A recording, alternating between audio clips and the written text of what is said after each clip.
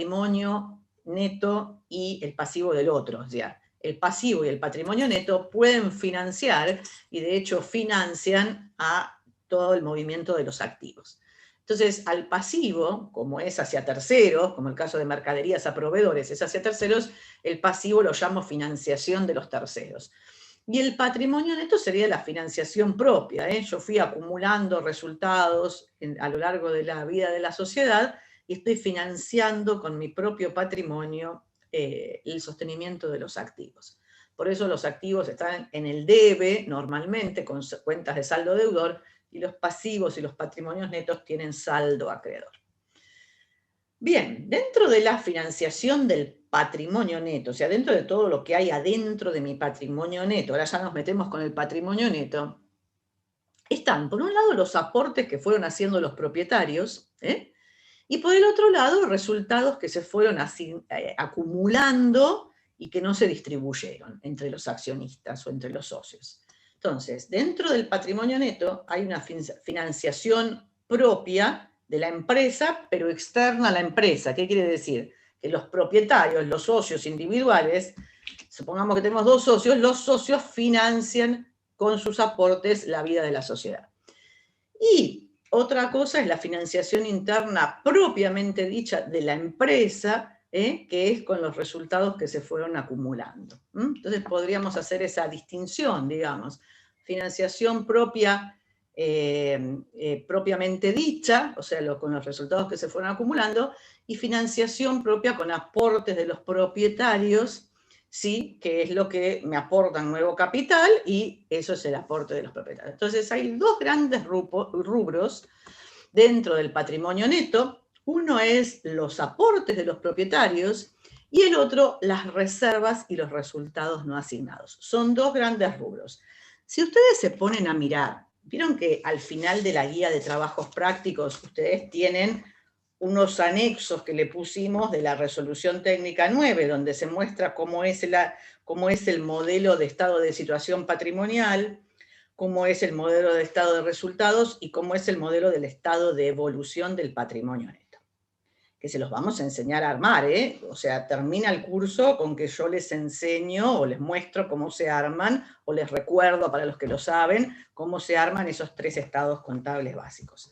Bueno, si vamos al último, el que vamos a aprender la semana, hoy mismo quizás, el estado de evolución del patrimonio neto tiene, por un lado, algunas columnas que son todos los aportes de los propietarios, y por el otro lado, más hacia la derecha, algunas columnas que son las reservas y los resultados no asignados. Dos grandes grupos. Después vamos a ver qué hay adentro, pero son dos grandes grupos. El formato es digamos, el que ustedes tienen en el cuadro del estado de evolución del patrimonio neto. En general lo hacemos así en forma apaisada, porque tiene un montón de columnas así de izquierda a derecha, más que renglones de arriba hacia abajo. Entonces estos son los dos grandes grupos: aportes de los propietarios y reservas y resultados no asignados. Bueno, nos vamos a ir a mirar cuáles son las primeras, los que están ahí en naranjita, los aportes de los propietarios. Entonces vamos a mirar los aportes de los propietarios. ¿Qué cuentas representan los aportes de los propietarios de una sociedad? Entonces tenemos básicamente el capital a su valor nominal, el capital que está en el estatuto o contrato constitutivo de la sociedad. Dice: los socios aportaron tantos pesos cada uno y formaron un capital de tanto. Eso es el capital, el inicial, a su valor nominal. Acuérdense esto. Estén en un modelo de valores históricos, estén en un modelo de valores corrientes, estén en un modelo de valores ajustados o reexpresados por inflación, el capital, la cuenta capital, siempre queda a su valor nominal. Es decir, yo digo, el capital es de 100.000 pesos, ahora nace la sociedad en el 2021, cuando lleguemos al 2030, si no hicimos nuevos aportes de capital, el capital va a seguir siendo 100.000 pesos. Así tengamos que ajustar por el coeficiente de inflación que tengamos que ajustar, el capital queda a su valor nominal. ¿Y dónde cargamos, en todo caso, aquellos valores para reexpresar los estados contables? Entonces, ¿a dónde los cargamos? y los cargamos en la cuenta ajuste de capital. ¿De acuerdo? Entonces, la cuenta capital y es el valor nominal, el aporte inicial que se hizo a la empresa, más todos los aportes sucesivos que se fueron haciendo. Y, chicos, los micrófonos, por favor, porque hay alguien con el micrófono encendido y se siente ruidito. Entonces, decíamos, el capital queda a su valor nominal y todos los ajustes que le hagamos a lo largo de toda la vida de la empresa, durante todos los años, a la cuenta capital para reexpresarla por inflación, van a ir a parar a la cuenta ajuste de capital. Entonces, ¿yo cómo lo llamo a esto? A esto yo lo llamo que el capital es Don Quijote y el ajuste de capital es Sancho Panza, para que ustedes no se lo olviden nunca en la vida. Don Quijote iba adelante con su caballo y Sancho Panza iba atrás y llevaba todas las bolsas con la carga. Entonces, el capital, que es Don Quijote, va siempre solito, es el capital, va siempre a su valor nominal. ¿Y quién lleva la carga de todos los ajustes por inflación que le vamos a hacer a lo largo de toda la vida? Don Sancho Panza, que para nosotros es el ajuste de capital. Yo sé que si se los explico así, se van a reír o van a llorar por el mal chiste, pero se lo van a acordar siempre, ¿de acuerdo? Entonces esa es la intención, que un mal chiste se recuerda por mucho tiempo. Bueno, entonces, esto por un lado. Más cuentas de aportes de los propietarios. La prima de emisión. Ahora después vamos a ir explicando todos estos conceptos, ¿sí? Pero yo los voy enunciando. Entonces, otro de las cuentas que componen el rubro aportes de los propietarios es la prima de emisión. Y otra cuenta más, la última, serían los aportes irrevocables. Los llamamos aportes irrevocables o los llamamos AIFSA. ¿Qué quiere decir esa sigla? Aportes irrevocables para futura suscripción de acciones. O sea, los socios hacen un aporte y después ese aporte se va a transformar en capital. Entonces ese es el aporte irrevocable, porque los socios lo dan a la sociedad no en carácter de préstamo, sino para ir incrementando el día de mañana el capital. Bueno, esta sería la parte de la izquierda de la que hablábamos, todo el tema de aportes de los propietarios. Y vamos a la pantallita anterior, ¿se acuerdan que eran aportes de los propietarios? Y por otro lado, reservas y resultados no asignados. Entonces vamos a esa segunda parte, reservas y resultados no asignados. Y entonces, ¿qué tenemos ahí? ¿Qué podemos encontrar? Y podemos encontrar la reserva legal, la reserva estatutaria, la reserva facultativa y los resultados no asignados. Entonces, reserva legal, ¿legal por qué? Porque proviene de la Ley de Sociedades, de la Ley General de Sociedades, en su artículo 70, habla que hay que constituir una reserva legal. Ahora después vamos a ir viendo cómo. Otra posibilidad de reserva que tienen las empresas es la reserva estatutaria. O sea, el estatuto de la sociedad, el estatuto de cada sociedad, puede incluir o no una cláusula donde diga, nosotros vamos a reservar todos los años de las ganancias que tengamos un X porcentaje o un X monto para algún fin en particular. Entonces, el estatuto de mi sociedad puede no decir nada o puede generar una reserva estatutaria. Y la reserva facultativa, como su nombre lo indica, es una facultad, es una potestad, es una decisión de cada asamblea que se reúne año por año de determinar un cierto monto o reservar un cierto monto que no se distribuya entre los socios o accionistas para algún fin específico. Y eso sería una reserva facultativa, porque es facultad o potestad de la asamblea crear esa reserva. Bien, y los resultados no asignados, que son los resultados acumulados, cuenta de patrimonio neto, es una especie de bolsita donde vamos metiendo todos los resultados de todos los años que no se van distribuyendo, la juntamos y esos son los resultados no asignados o acumulados en un determinado momento. O sea que acuérdense, la cuenta resultados no asignados, por más que su nombre diga resultados, no es una cuenta de resultados, es una cuenta de patrimonio neto. Muy bien. Bueno, vamos a avanzar un poquitito más y vamos a empezar a charlar acerca de cada una de las cuentas que fuimos mencionando. La primera cuenta que aparecía como aportes de los propietarios era la cuenta capital, ¿sí? Entonces la cuenta capital, dijimos, se expone siempre a su valor nominal. El valor nominal es único, el valor nominal de cada acción es único, y podemos dar un ejemplo.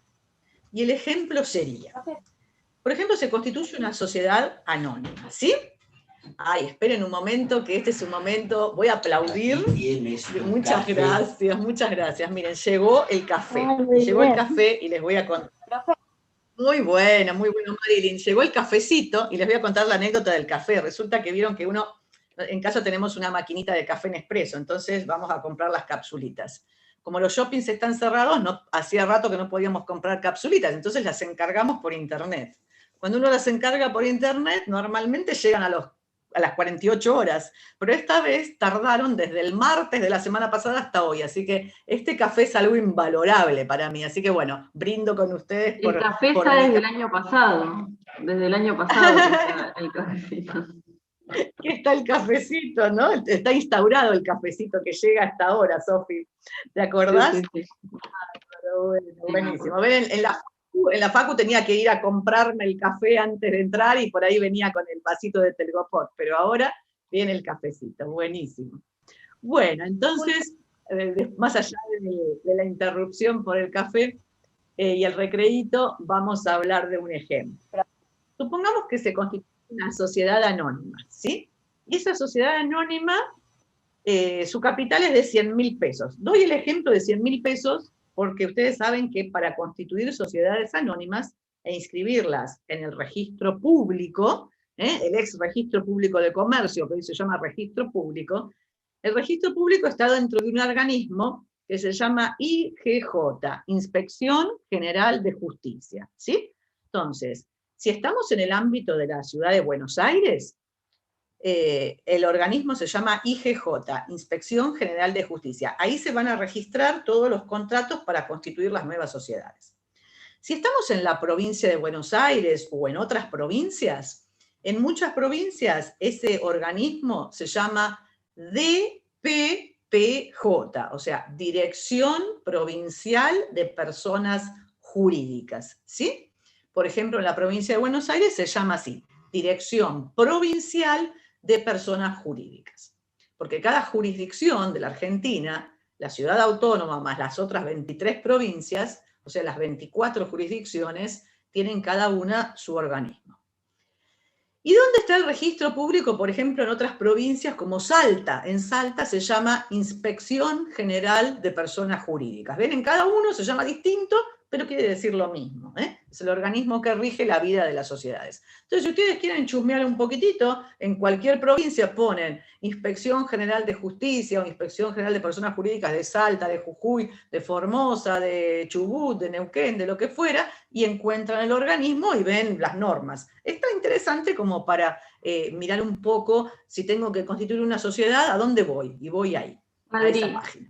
Por las dudas, hay una pregunta en el chat. No sé si querés que te haga. Sí, dime, Sofi. Dice, ¿por qué se llama Dale. resultados no asignados? ¿Por qué se llaman resultados no asignados? Muy bien.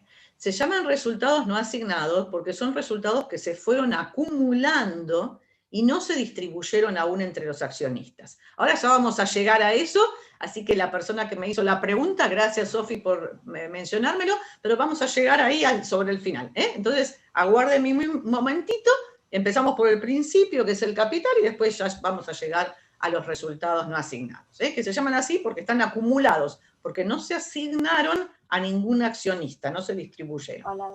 Bien. Ahí se me escucha. Estuve hablando, quería yo decirle que estaba la pregunta y no sé por qué hablaba y no se me escuchaba, porque había visto la pregunta en el chat. Vale, estabas muteada. No, estaba desmuteada, pero no me andaba, no sé qué pasó. Ahora se me escucha, ¿no? Una cosa rara, ahora te escuchamos, Vane. Le voy a eras como una película de Chaplin, la película muda. Bueno, muy bien, muy bien.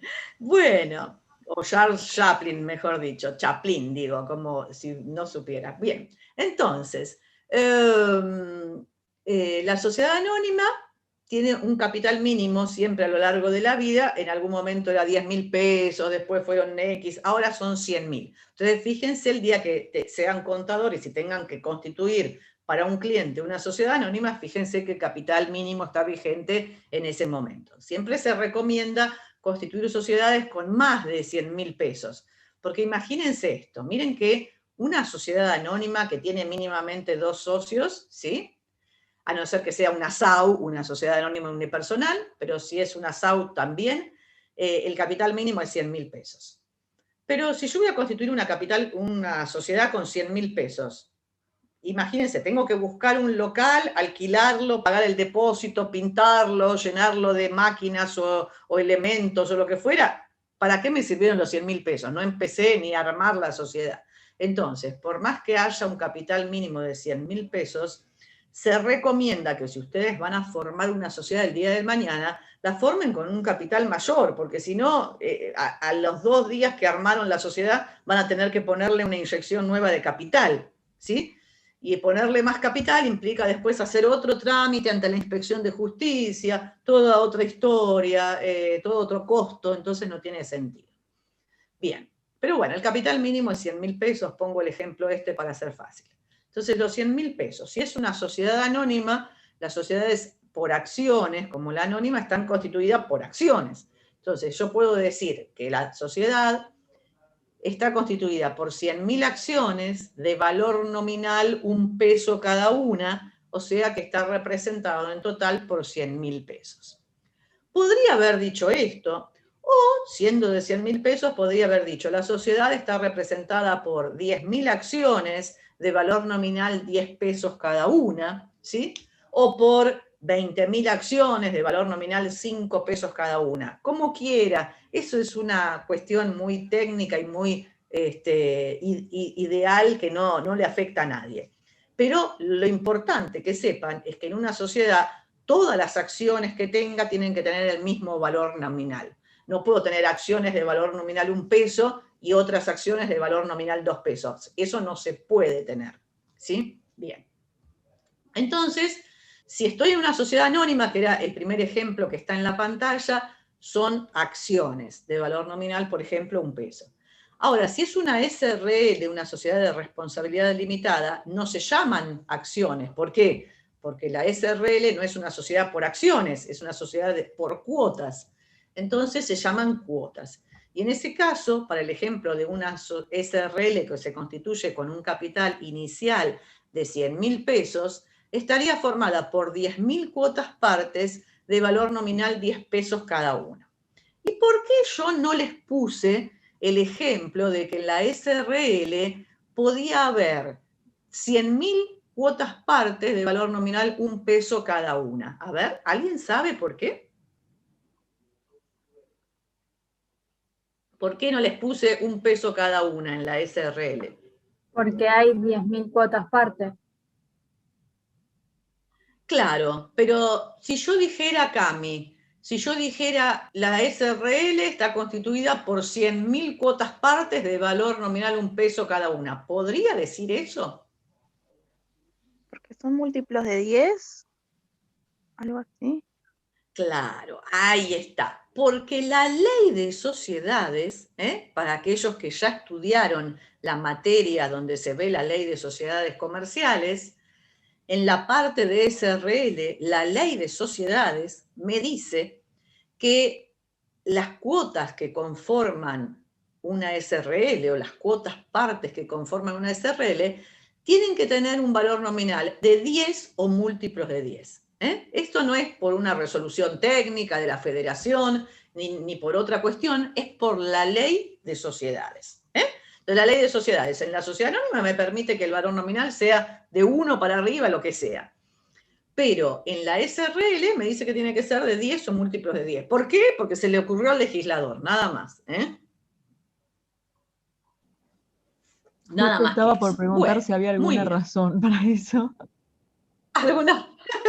Sí, Selene, me imagino que le buscabas la razón lógica. No, se le ocurrió al legislador. No hay ninguna razón. A veces es porque sí. A veces es como los niños, ¿no? Que hay que contestarles porque sí. Bueno, porque lo dice mamá. Bueno, acá porque lo dice la ley. Muy bien. Bueno, esta con respecto a la cuenta capital, lo mínimo que vamos diciendo para ir poniéndonos en tema. Después van a surgir más cositas. Con respecto a la segunda cuenta, ¿se acuerdan cuál era? Ajuste de capital. O sea, esta era Don Quijote y ahora viene Sancho Panza. Entonces, ajuste de capital. Nuestro Sancho Panza que carga con todo el ajuste. En esta cuenta, les puse ahí, se exponen los valores del resultado por exposición a la inflación, el REI o el RECPAM, como lo querramos llamar, o resultados por exposición a los cambios en el poder adquisitivo de la moneda. A mí, muchas veces nos preguntamos, los contadores que estudiamos cuando se decía REI, ¿no? Entonces decimos, pero, pucha, ¿por qué le cambiaron un nombre para hacerlo tan largo y tan difícil si es exactamente lo mismo? No hay otra cuestión, ¿no? Pero bueno, dicen que el nombre les gusta más, porque en lugar de estar expuestos a la inflación, están expuestos a los cambios en el poder adquisitivo de la memoria. La pucha, si no es sinónimo, inflación con cambio en el poder adquisitivo de la moneda, que me muera ahora mismo, que me desmaye ahora mismo. Y sucedió. Bueno, bárbaro. Entonces, no, es lo mismo, chicos, así que bárbaro. Bueno, hoy estoy de chistes malos. En un modelo contable siempre que reconozca el ajuste por inflación, ¿no? Porque obviamente si estoy en un modelo contable de valores históricos, como nosotros trabajamos acá en esta materia con los ejercicios, obviamente no voy a tener ni RECPAM, ni REI, ni nada. Pero bueno, RECPAM y REI son sinónimos. No le digan a nadie, a ningún tío, primo, abuelo o padre que está equivocado porque no es el REI, porque el REI es el REI. Y es lo mismo que el RECPAM. Esto es lo mismo que cuando alguna... Para del horno. ¿Cómo, Marilyn? Bueno, entonces decíamos que el ajuste por inflación, digamos, se sigue llamando así. Y esto es lo mismo que cuando algún familiar de ustedes le dice, voy a la DGI, o sea, iba a la DGI. Y usted dice, no, abuelo, por favor, es la FIP. No, el abuelo tiene totalmente la razón. A ver, la FIP es un organismo que hoy en día tiene 3 dependencias. Una es la DGI, la Dirección General de Impuestos, otra es la DGA, que es la Dirección General de Aduanas, y otra es la parte de Seguridad Social. Pero la FIP, la DGI, sigue existiendo. O sea, aquello que le decíamos DGI en un momento, voy a la DGI, o mi abuelo, mi tío iba a la DGI, seguimos yendo a la DGI o metiéndonos en la página de la DGI. Lo que pasa es que la FIP es más grande y es un organismo que involucra a los 3, pero dentro de la AFIP está la DGI, que es donde nosotros trabajamos con todo el tema impositivo. Está la Dirección General de Aduanas, donde trabajamos, donde importadores y exportadores tienen que hacer algunos trámites, y está la parte de Seguridad Social, la que maneja todo lo que es las cargas sociales y demás. Así que la DGI sigue existiendo como dependencia dentro de la FIP. Bien. Bueno, esto es lo que tenemos que decir con respecto a ajuste de capital. Después, en la materia siguiente, contabilidad financiera, van a hablar largo y tendido por un par de meses de ajuste por inflación. Bueno, nos vamos a la tercera cuenta, nuestra prima, la prima de emisión. ¿Y qué dice la prima de emisión? ¿Existe prima de emisión en todas las sociedades? No tiene por qué. Existe prima de emisión cuando se emiten nuevas acciones, o sea, teníamos unas acciones, teníamos la sociedad anónima con 100.000 acciones de valor nominal $1, por ejemplo, constituida hace un par de años, ¿sí? ¿Y ahora qué decido? Ahora decido emitir nuevas acciones, ¿sí? Y se emiten sobre la par o por sobre su valor nominal. Y ahí surge la cuenta prima de emisión. Bueno, vamos a explicarles esto. Esto sería lo siguiente. Supongamos que yo tengo esa sociedad ya constituida hace un tiempo con 100.000 acciones, valor nominal $1 cada uno. Bien. Entonces venimos trabajando, supongamos que nosotros, los 76 que estamos hoy en este Zoom, somos los accionistas. Y venimos trabajando hace un par de años en la sociedad, ¿sí? Entonces fuimos generando resultados que se fueron acumulando ahí en resultados no asignados. Decidimos no llevarnos, no distribuir todavía esas ganancias primeras porque queremos apostar a la sociedad, a dejarle capital para que siga funcionando y qué sé yo, ya nos llevaremos nuestros resultados después. Y tenemos esa situación. Entonces decimos, pero pucha, ahora necesitaríamos una inyección más de capital para abrir una nueva línea de productos. Pero no nos alcanza el dinero que podemos poner nosotros. Entonces, bueno, vamos a llamar a nuevos accionistas. Vamos a abrir a que vengan nuevos accionistas. Somos 76, bueno, que vengan 24 más. Total, el suma hasta 100 da. Listo, que vengan 24 más. Bárbaro, que aporten dinero. Entonces, yo les pregunto a ustedes. Nosotros venimos trabajando hace 2 años, poniendo esfuerzos, no retiramos dinero de la sociedad, o sea, seguimos bancándola para el día de mañana tener un mejor negocio. Si vienen nueva gente, si vienen 24 accionistas más acá, ¿les vamos a vender nuestras acciones o les vamos a ofrecer que pongan el capital y le vamos a cobrar $1 peso cada acción? ¿O vamos a querer cobrarles un poquito más a los nuevos que vengan porque nosotros ya nos esforzamos durante 2 años y fuimos generando utilidades durante los 2 años previos? ¿Qué les parece a ustedes? Más. ¿Ustedes? Un poco más. Claro, les Más. un poco más, ¿no es cierto? Claro, para que reconozcan nuestro esfuerzo previo. Entonces, ese plus que les cobramos, esa cuestioncita de más que le cobramos a los nuevos accionistas que quieren entrar, se llama prima de emisión. Entonces, supongamos, demos un ejemplo cualquiera. Mis acciones valían $1 peso valor nominal cada una. Si alguien quiere entrar nuevo y disfrutar, porque el que entre nuevo va a disfrutar de esos resultados que tenemos acumulados, como vamos a disfrutar nosotros el día de mañana. Entonces, si viene alguien nuevo, le cobro más. Supongamos le cobro 2 pesos más por acción. Entonces, cada acción que era valor nominal $1 peso, se la cobro 3 pesos. Con lo cual le estoy cobrando 2 pesos de prima de emisión.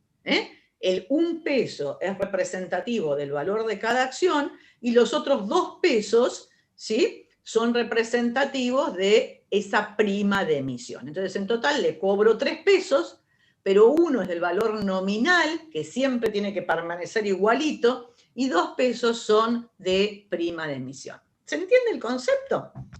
Es el derecho entre nosotros. Después lo leen del libro y ven la palabra académica, pero entre nosotros sería el derecho de piso que le hago pagar a un nuevo socio para que entre a mi sociedad cuando yo ya venía con movimiento, cuando había una empresa en marcha. Bueno, eso sería prima de emisión. Ahora, sí, acá en el chat, Valeria Escalada está preguntando si no se relaciona con el concepto de valor llave que habíamos visto. Bueno, no es exactamente lo mismo, pero lo podríamos llegar a asimilar de alguna manera, ¿sí? Lo podríamos llegar a asimilar, porque en realidad, muy buena la pregunta, gracias por leerlo, la idea sería, si yo compro una parte de un paquete accionario, ¿sí? Si yo compro un 20%, un 30% de una empresa, muy probable que me hagan pagar valor llave, porque la empresa vale más que la sumatoria de sus activos. En este caso, es un concepto similar, pero distinto. ¿Distinto en qué sentido? En que acá, si viene alguien nuevo, yo no le estoy vendiendo a una empresa una parte del paquete accionario. El valor llave, ¿cuándo se usa? O sea, el concepto en la cabeza de ustedes es parecido. Es como un sobreprecio. ¿Se acuerdan que alguien dijo el otro día? Y como si fuera una comisión. O sea, no podemos decir que es lo mismo, pero podemos decir que sí, es un derecho de piso que le hacemos pagar al otro. Y el valor llave, sabemos que es un derecho de piso. Pero vamos a distinguirlo contablemente. La llave la usamos cuando una empresa compra una parte del patrimonio neto de la otra y se queda ahí como inversora, ¿sí? Bien. En cambio acá, no, acá son socios individuales que se meten adentro de mi empresa. No es que otra empresa compra una parte de mi empresa y yo vendo una parte de mi empresa. No, acá ¿qué es? Somos nosotros los 76 socios y dejamos entrar a socios nuevos a nuestra misma empresa. Acá no hay 2 empresas.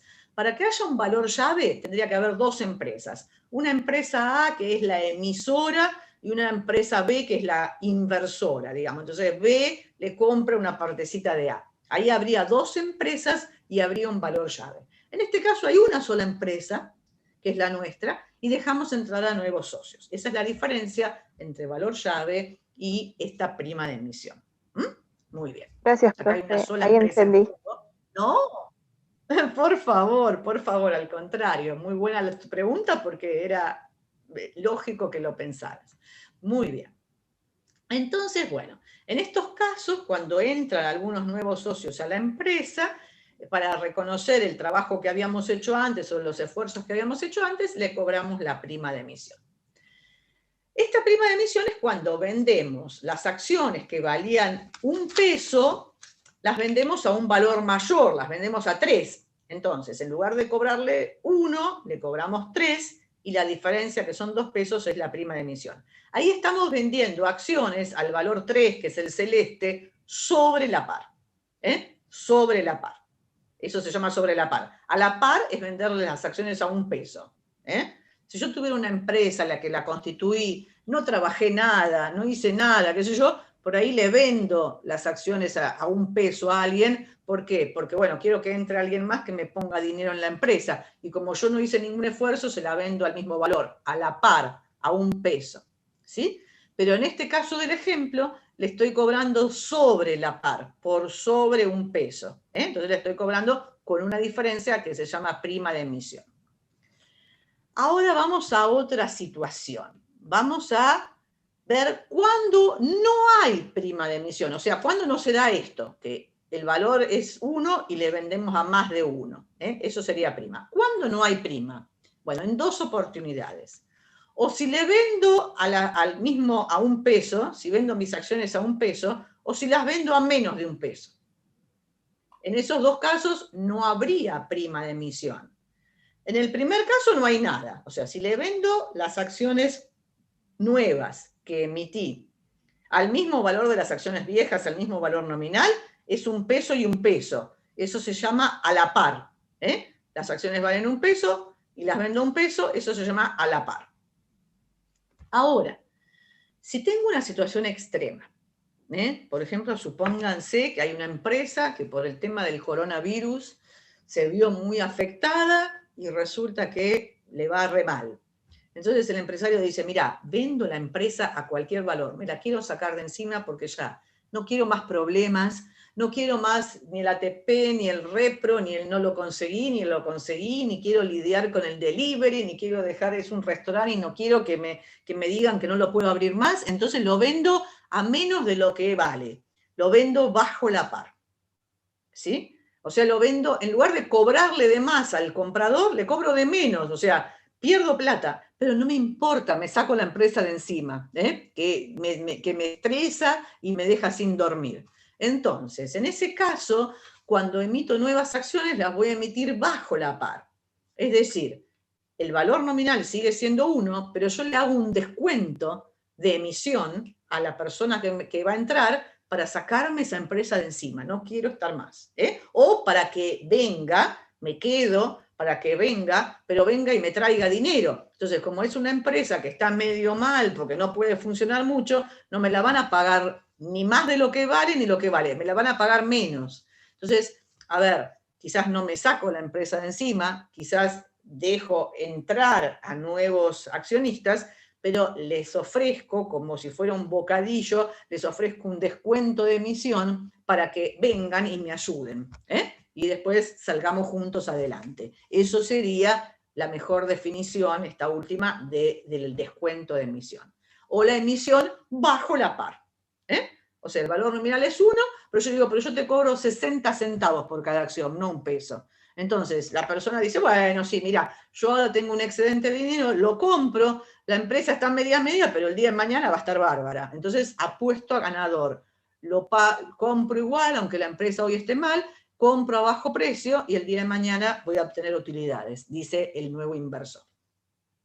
Bien, o nuevo accionista. Bueno, entonces ya hemos visto qué era el capital, qué era el ajuste de capital en contextos de inflación y qué era la prima de emisión. Ahora vamos a ver los aportes irrevocables. Entonces, fíjense, ¿qué es un aporte irrevocable? Aporte irrevocable para futura suscripción de acciones. Y bueno, es otra cuenta de patrimonio neto, habíamos visto, que está dentro de la parte de aportes de los propietarios, la primera parte del patrimonio neto.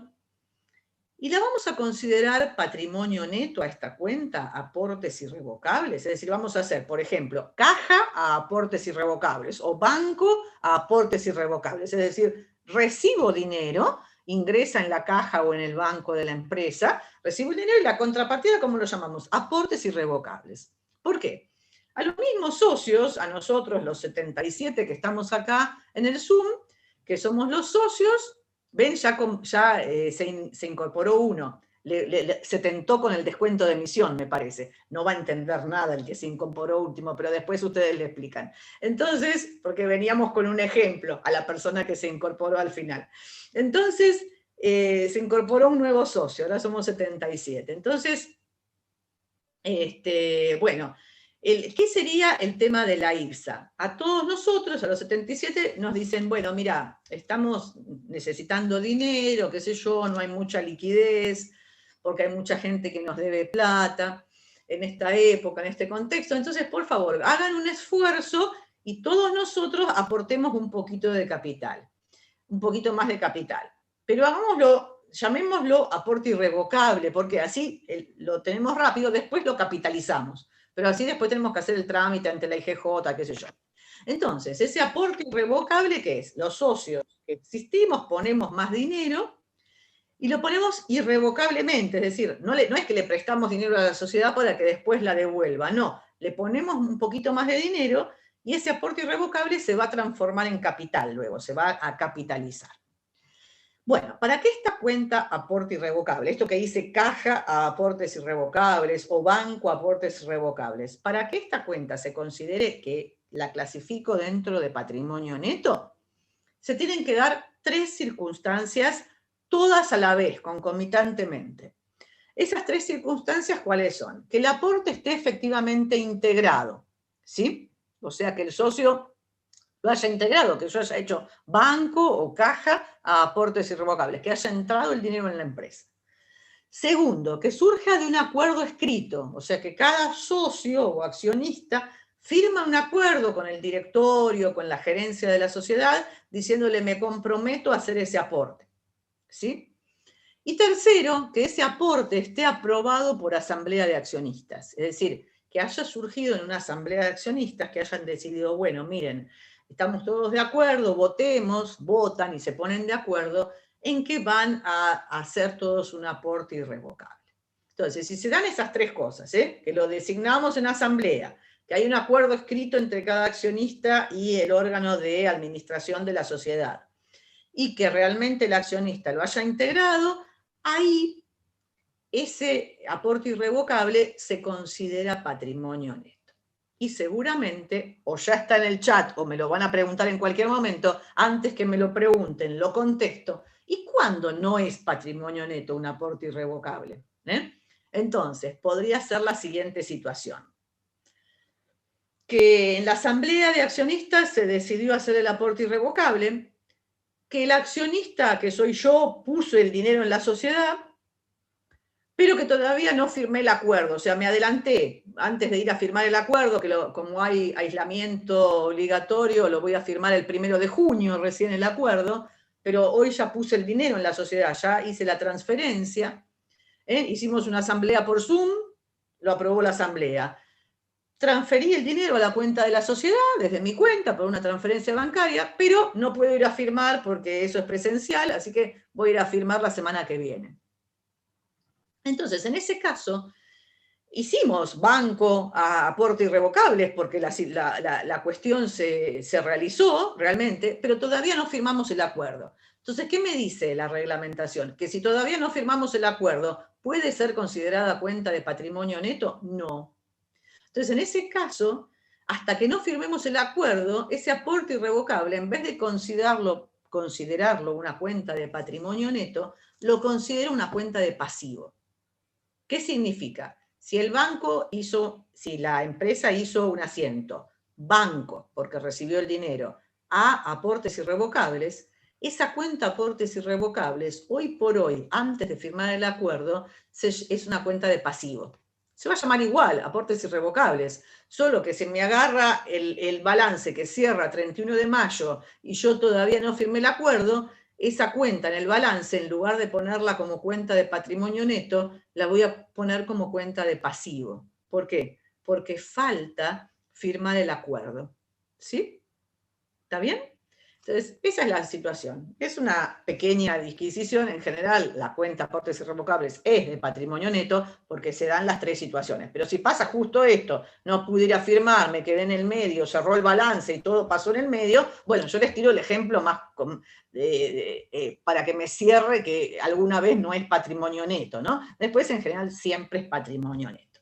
Entonces, fíjense, hasta ahora vimos en la IPSA, vimos la prima de emisión, vimos los casos de que no hay prima de emisión, vimos ajuste de capital, vimos capital. Entonces vimos todo esto que estaba acá, vimos todas las cuentas que tenían que ver con aportes de los propietarios. Obviamente se las explico sucintamente para que se entiendan, después van al libro y lo leen despacito, tranquilos, pero esos son los 4 conceptos. Entonces, bueno, habiendo visto estos 4 conceptos, nos vamos a ir a la segunda parte. ¿Se acuerdan que la segunda parte que eran las reservas y los resultados no asignados? O sea, las 3 reservas, legal, estatutaria y facultativa, ¿sí? Y los resultados no asignados. Entonces, ahora sí vamos a explicar todo esto y le vamos a contestar a la alumna que preguntaba antes lo que nos estaba preguntando, pero ya en su momento. Bueno. Entonces, reserva legal, como su nombre lo indica, proviene de una ley. Si es reserva legal, proviene de una ley. ¿De qué ley? De la Ley General de Sociedades, o sea, la Ley 19.550, en su artículo 70. Si después quieren ir a leer, desempolven la ley de la biblioteca, le pasan una gamusita, un trapito, la abren y se acuerdan del artículo 70. Si están estudiando en este momento Derecho en forma paralela, les habrán hablado de la reserva legal. ¿Alguno de ustedes está haciendo la materia de Derecho, donde se ve la ley de sociedades en este momento? Yo la hice junto con esta materia el año pasado. Ah, la hiciste juntita, Sofi, bárbaro, bárbaro. Bueno, entonces ahí veían toda la ley de sociedades, ¿no es cierto? Sí. Muy bien, muy bien. ¿Cómo se llama ahora? ¿Derecho 1, Sofi? O... Derecho laboral, profe. No, instituciones del derecho, No, el derecho, derecho privado. económico privado. Derecho privado. Instituciones de derecho Sí, privado. patria pesado. Claro, claro. Derecho laboral es otra, porque, a ver, normalmente era derecho civil y derecho comercial, o derecho económico 1 y 2, o derecho, es lo que tiene que ver con las sociedades, ¿no es cierto? Bueno. Y la laboral... Ahora está derecho público y privado, derecho económico, derecho del trabajo y de la seguridad social, y hay otro más que no sé el nombre. Bárbaro, perfecto, muy bien, bárbaro, muy bien, bueno. Entonces, esto es dentro del ámbito del derecho privado, por supuesto, porque son las sociedades comerciales, ¿no es cierto? La ley de sociedades. Muy bien. Bueno, entonces, esta reserva, como su nombre lo indica, surge de la ley, ¿sí? Entonces, lo que yo les voy a decir es algo, para entender el concepto de reserva, porque por ahí a veces uno no ve muy claro el concepto de reserva, ¿no? El concepto de reserva, en general, ¿qué quiere decir?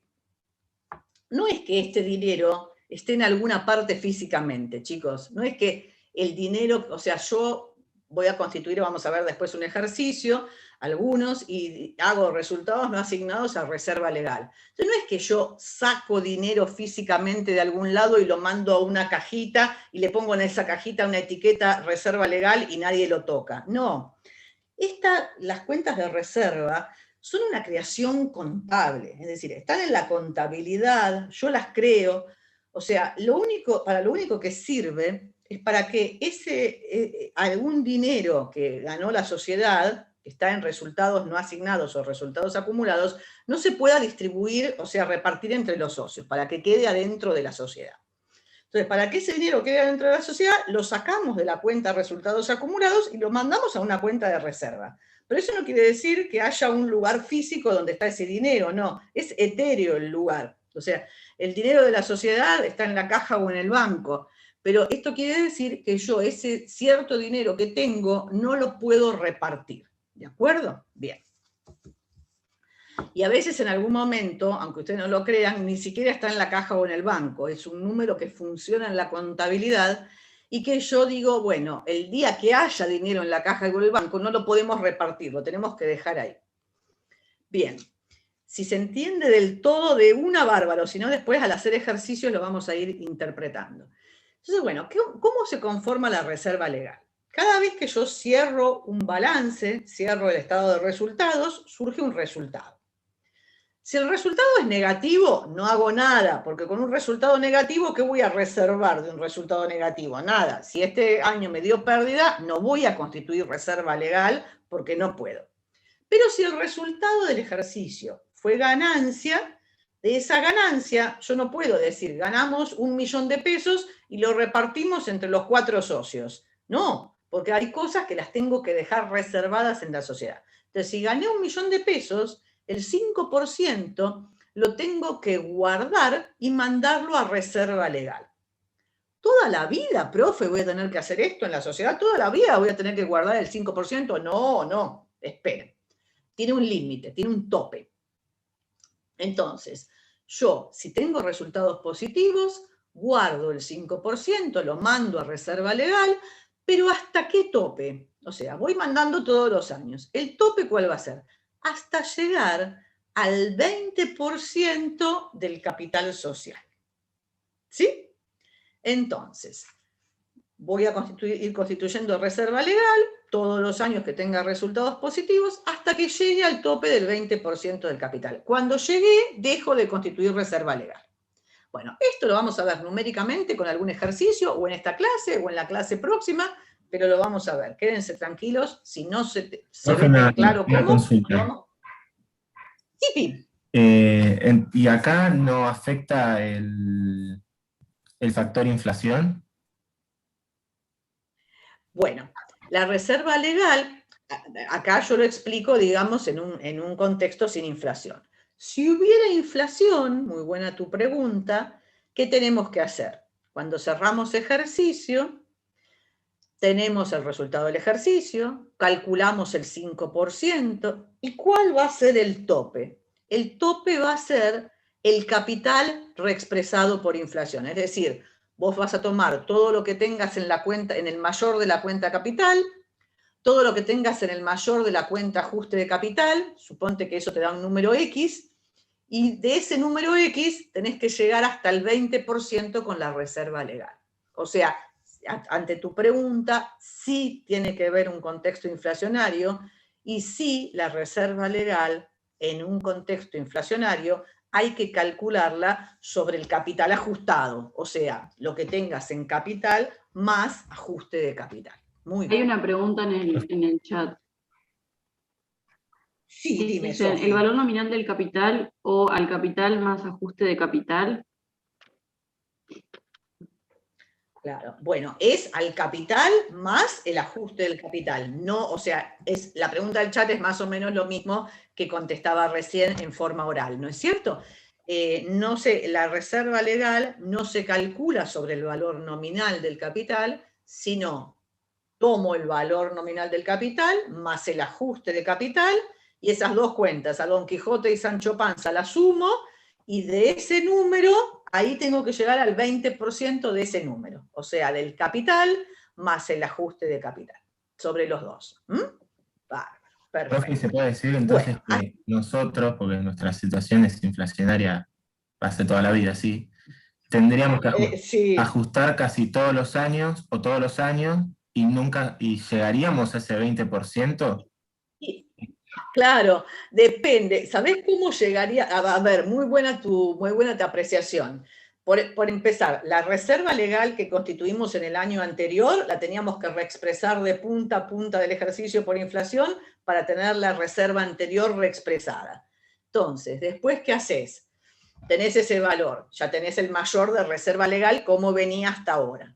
Entonces, pero como el capital lo vas a seguir reexpresando por inflación todos los años, como vos decís, es muy probable que todos los años le tengas que mandar más valor a la reserva legal. ¿Cuándo no va a suceder así? Bueno, a ver, si en algún momento vos tenés un resultado muy grande en el ejercicio y entonces el resultado tan grande del ejercicio te da un 5% X. Si ese X te va a hacer superar el 20% del capital, el valor de la reserva va a ser el 20%, entonces no le mandás todo eso a reserva legal, le mandás un poquito menos. Todo esto lo voy a explicar con algún ejercicio, quédense tranquilos. O sea, no lo voy a explicar con ajuste por inflación porque no es nuestro métier, pero voy a explicar qué pasa cuando haces un cálculo de reserva legal y excedes el tope del 20%. Entonces no le cargas más del 20%, le cargas hasta el tope del 20%. O sea, vas a seguir haciendo el mismo cálculo para responderte a vos si fuera una empresa que aplica ajuste por inflación, como nos pasa a todas en los últimos años, y le vamos a ir cargando valores, pero hasta llegar al 20% del capital. Si en algún momento tenés un estado contable con una ganancia muy grande, quizás calculás el 5% y cuando se lo vas a sumar a la reserva legal que tenías, te excedería el tope. Entonces, si te excedería el tope, no, llegás hasta el tope nada más, no lo tenés que superar, no es obligatorio. O sea, podés constituir una reserva mayor, pero no te va a interesar constituir una reserva mayor. Muy bien. Bueno, entonces esto en cuanto a la reserva legal. Bárbaro. Y cuando estamos trabajando tenemos que tener cuidado, ustedes los que trabajan en estudios contables, es todo un cálculo, calcular el 5%, ver cuánto es, ajustar la reserva previa, ver si ahora la reserva que voy a cargar me va a superar o no. O sea, tengo que armar todo un papelito de trabajo para ver si tengo que armar o no reserva legal y de cuánto. Lo armo en un papel de trabajo. Excelente. Bueno. Esta es una reserva legal que, como decíamos, su nombre indica que proviene de una ley, de la ley de sociedades comerciales. Bueno, vamos a otro tipo de reserva, ¿sí? Que sería la reserva estatutaria. Como su nombre lo indica, proviene del estatuto. Ustedes por ahí, los que trabajan en estudio contable, vieron a veces estatutos de sociedades o contratos constitutivos de sociedades, y por ahí no leyeron nunca la reserva estatutaria. A mí me pasó lo mismo. En todas las sociedades que tengo como clientes o que he tratado, qué sé yo, que he leído estatutos, en ninguno había una reserva estatutaria. ¿Pero por qué? Porque es facultad de los socios fundadores de una sociedad que cuando van a crear la sociedad dicen, ¿armamos una reserva estatutaria o no? Y la mayoría al principio no dice armamos una reserva estatutaria. Pero algún tipo de sociedades sí la puede tener desde el inicio y bueno, bienvenida sea, ¿no es cierto? Pero bueno, no les va a pasar todas las veces, o sea, tiene que estar escrito en el estatuto que los socios fundadores querían tener una reserva estatutaria a lo largo de la vida de la sociedad. Bueno. Entonces surge por un acuerdo escrito, dice ahí, de los socios fundadores en el estatuto o contrato social. Adri, no aparece. Hay una pregunta recién de reserva legal, no sé si querés que la haga ahora. Volvamos. Preguntan para qué se constituye la reserva legal, si es para futuras deudas. No, bueno, ¿para qué se constituye la reserva legal? Bien. Primero, ¿por qué? Porque lo dice la ley. Segundo, ¿para qué?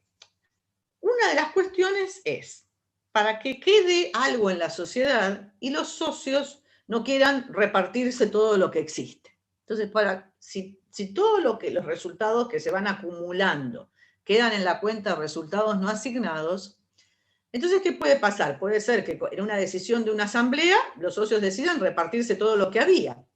Y si, ustedes imagínense, si en una asamblea de accionistas dicen, bueno, a ver, vamos a tratar lo que pasó con los estados contables del cierre anterior. Y dicen, bueno, ganamos 1 millón de pesos, somos 5 socios, nos llevamos 200.000 cada uno.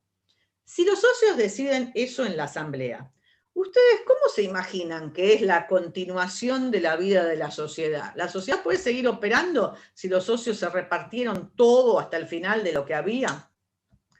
Y no va a poder seguir operando. ¿Por qué? Si estuviéramos en un mundo ideal, pero ustedes saben que el mundo, ya tenemos la comprobación hoy que el mundo realmente no es ideal, pero si estuviéramos en un mundo ideal donde todo fuera perfecto, y nosotros vendemos 100.000 pesos y cobramos 100.000 pesos, gastamos 100.000 pesos y pagamos 100.000 pesos, nos entra siempre dinero, nos va bárbaro, entonces en ese mundo ideal que vivimos al día con todo y todos nos pagan todo y todo sigue funcionando, podría repartirme todo lo que existe. Pero el mundo no es ideal. Y yo en la sociedad tengo que ser, o en los negocios tengo que ser previsor. No me puedo gastar todo lo que entra, porque ante el menor imprevisto tengo que arreglar una maquinaria, no puedo porque no tengo dinero. Entonces, la ley me obliga, por un lado, por este motivo que yo les digo, a que no me reparta todo el dinero, sino que algo me obliga a la ley a reservarlo. Más allá de que yo sea prudente o no prudente haciendo negocios, la ley me obliga a reservar algo. Y en segundo punto, ¿qué haríamos ante la pregunta de esta alumna? Bien, para la reserva legal también sirve para esos ejercicios donde después viene una época mala, absorber pérdidas correctamente. Entonces, a veces venimos ahí medio justitos, medio justinianos en la sociedad y en un ejercicio económico se produce pérdida. Entonces, ¿qué me queda? Me quedaría el capital, y si tengo nada más que el capital y no tengo ninguna reserva y me quedan resultados acumulados o no asignados negativos, me estaría comiendo el capital. ¿Sí? Entonces, para que yo, en términos muy poco académicos, para que yo no me coma el capital, para que yo no agote mi capital, la ley me obliga, como dice muy bien esta alumna en el chat, me obliga a tener una reserva legal. ¿Para qué? Para si llego a tener pérdidas en el futuro, las puedo absorber con esa reserva legal. Muy bien. Excelente lo del chat. Perfecto. Bueno, entonces explicamos la reserva legal, la reserva estatutaria y vamos a la reserva facultativa. La reserva facultativa, como dijimos al principio, es potestad o facultad o deseo o decisión de la Asamblea constituir una reserva para algún motivo en especial. Y ese motivo en especial, ¿cuál puede ser? Y bueno, puede ser para un fin específico. A ver, queremos renovar la flota de camiones en el futuro. Entonces vamos guardando, reservando unos fondos sin distribuirlos entre los socios para ir ahorrando para el día de mañana cambiar la flota de camiones o comprarnos un nuevo camión, una nueva camioneta, un nuevo flete, lo que fuera, por ejemplo. O ir renovando las maquinarias. O si es una oficina, ir renovando las oficinas, las computadoras. Entonces, reservamos, entonces los socios que deciden en la asamblea, bueno, miren, no vamos a guardar un dinero porque la intención es ir renovando o las computadoras o las maquinarias o los camiones o las camionetas. Y entonces van reservando un dinero y lo guardan, lo protegen con una cuenta de patrimonio neto que se llama reserva facultativa. ¿Por qué? Porque todo lo que esté en resultados no asignados o acumulados se puede repartir. Y lo que esté reservado no se puede repartir. Entonces me aseguro no repartir todos los fondos que tengo. Excelente. Bueno, y llegamos a los resultados no asignados. Ahí llegamos para responder la pregunta de hace un ratito, ¿no es cierto? Resultados no asignados o acumulados. Antes se llamaban resultados acumulados. Cuando yo empecé la facultad le llamábamos todos resultados acumulados. Después le cambiaron el nombre por estas cosas que les gusta cambiar el nombre de las cosas, resultados no asignados. ¿No asignados a quiénes? No asignados a los socios o a los accionistas. Entonces, ¿por qué? Porque quedaron adentro de la empresa y la asamblea decidió, no vamos a repartir nada o vamos a repartir una parte y dejamos la otra para que la empresa pueda seguir operando, ¿no? Bien. Yo digo esto, y acá lo puse, lo anoté, las empresas para poder seguir operando no distribuyen todos los resultados que tienen, sino que conservan parte de los mismos y que se van acumulando en esta cuenta, ¿sí? Entonces, en esta cuenta que se van acumulando, acuérdense, hagan de cuenta que es una cajita donde le vamos poniendo, o una bolsita donde le vamos poniendo adentro los resultados que venían acumulados de otros años, más los que generamos ahora, una parte. O sea, no llevamos los socios una parte cada uno, distribuimos, pero no podemos hacerlo. A ver, hay algo de la realidad que a ustedes les va a interesar, que lo habrán escuchado más de uno, y que era una condición el año pasado para que el gobierno le diera el ATP a las empresas, o sea, le diera esa ayuda, ese subsidio para pagar parte de los sueldos. Y la característica que era, yo te voy a dar el ATP y vos no me lo vas a tener que devolver, pero siempre y cuando no distribuyas dividendos por 2 años. Entonces, ¿qué le pasó a las empresas que el año pasado solicitaron el ATP y el gobierno lo concedió? Bueno, recibieron el subsidio, tuvieron la ayuda para pagarlos parte de los sueldos, pero durante 2 años no pueden distribuir utilidades. Entonces, ¿qué les va a pasar? Y si les llega a ir bien y llegan a tener beneficios, ¿sí? O si se pueden recuperar de los efectos del COVID y llegan a tener beneficios, durante 2 años, o sea, hasta el 2022, porque ni en el 2020 ni en el 2021, hasta el 2022, después hay que ver cada fecha de cierre de ejercicio, ¿no? Pero más o menos, para generalizar, hasta el 2022 no van a poder distribuir dividendos, o sea, resultados. Dividendos son resultados. Entonces se tienen que quedar los resultados en la empresa y los socios bancarse sin retirar dividendos. Las asambleas no pueden distribuir dividendos. Bien. Así que bueno, esto sería un ejemplo de que no se pueden distribuir dividendos. Bueno, ¿y qué es el estado de evolución del patrimonio neto? ¿Sí? El estado de evolución del patrimonio neto es un estado contable básico que nos muestra cómo evolucionó el patrimonio neto desde el inicio del ejercicio hasta el cierre. Eso es el estado de evolución del patrimonio neto que vamos a aprender a hacer con algunos ejercicios. Entonces vamos a hacer algunos ejercicios ahora, si les parece bien, de patrimonio neto. Vamos a ir analizando algunas circunstancias, después vamos a terminar en otra clase con todo esto, pero vamos a ir aprendiendo a hacer este estado de evolución del patrimonio neto. ¿Qué es? Como dice acá, cómo variaron los saldos de cada una de sus cuentas desde el inicio hasta el cierre, es decir, cómo varió, esperen que vamos a ir subiendo, cómo variaron todos los aportes de los propietarios y cómo variaron las reservas y resultados asignados, cada cuenta de ellas que fuimos viendo desde el inicio hasta el cierre. ¿Sí? Bueno, esto, si más o menos se entendió esta explicación, dejamos de compartir esta pantallita y nos vamos a compartir el ejercicio número 1 de patrimonio neto, ¿sí? Vamos a ver, me parece que es si yo no me equivoco, patrimonio neto de ejercicios, ejercicio número 1.